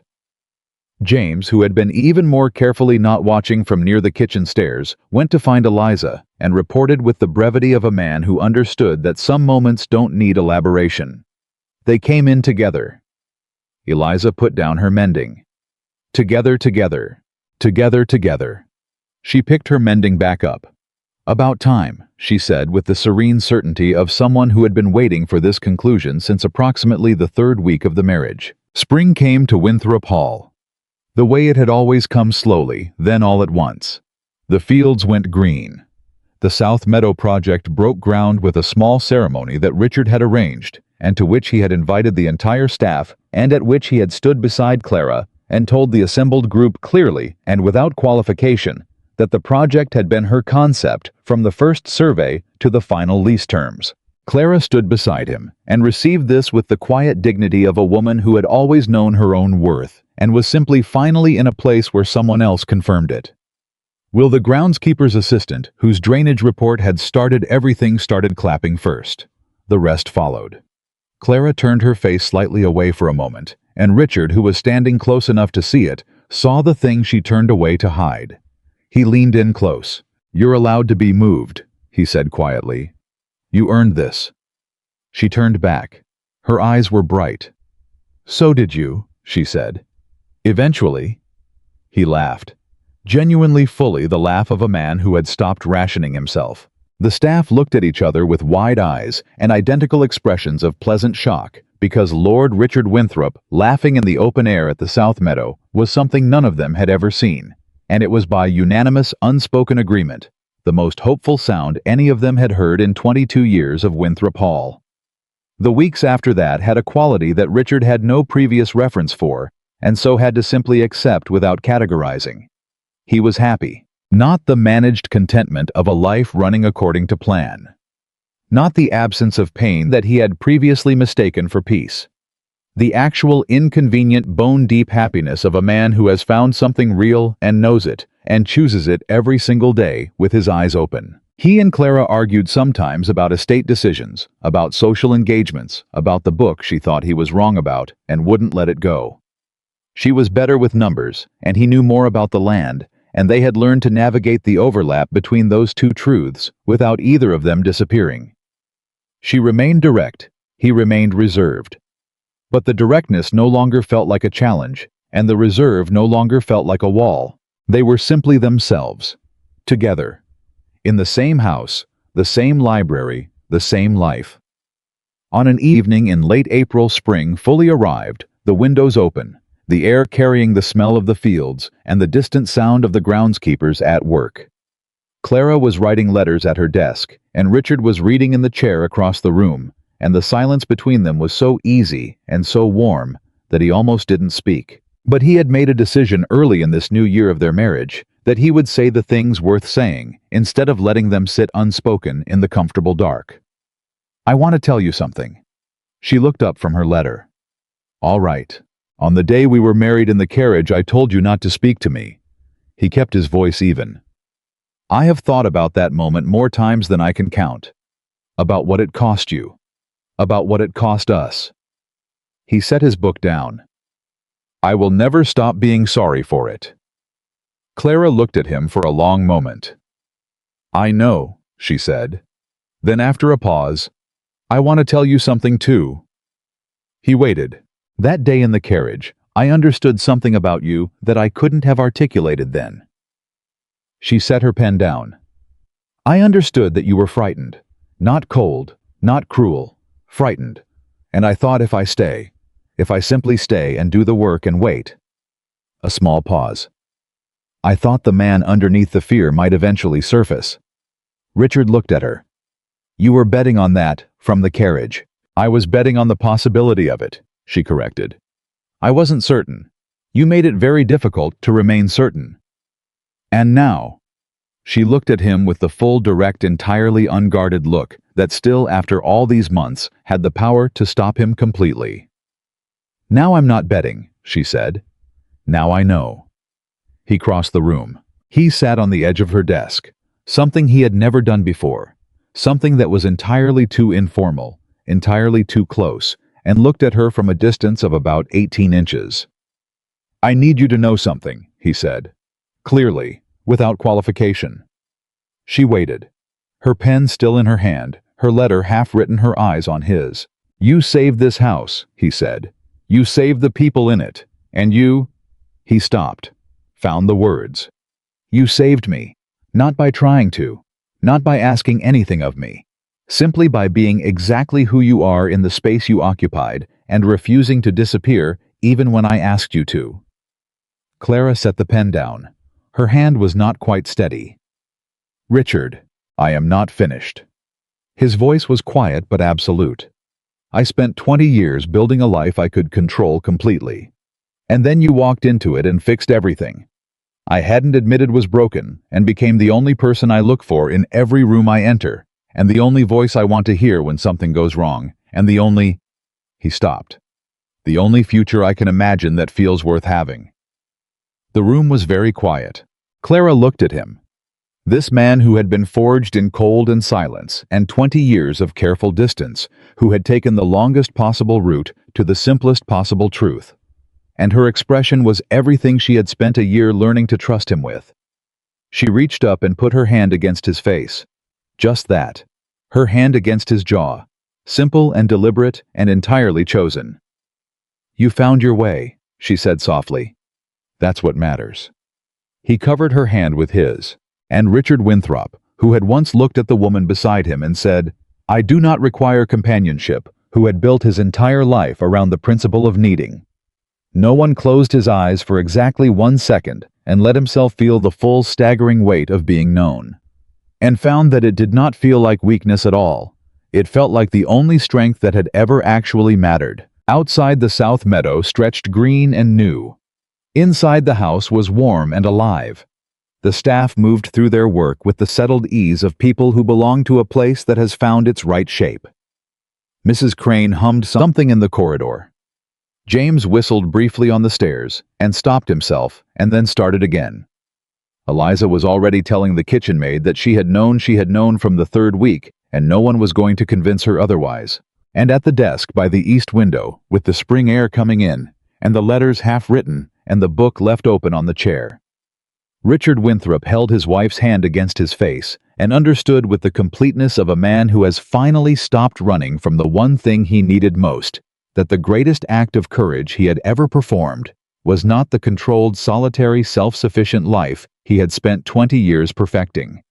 It was this: staying, choosing, saying the words and meaning them, and coming back tomorrow to mean them again.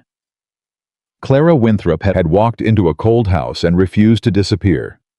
She had worked in silence and built something real, and waited with the patience of a woman who knew her own worth for the man beside her to find his way to his. He had found it, and he would spend the rest of his life making sure she never had to wait again.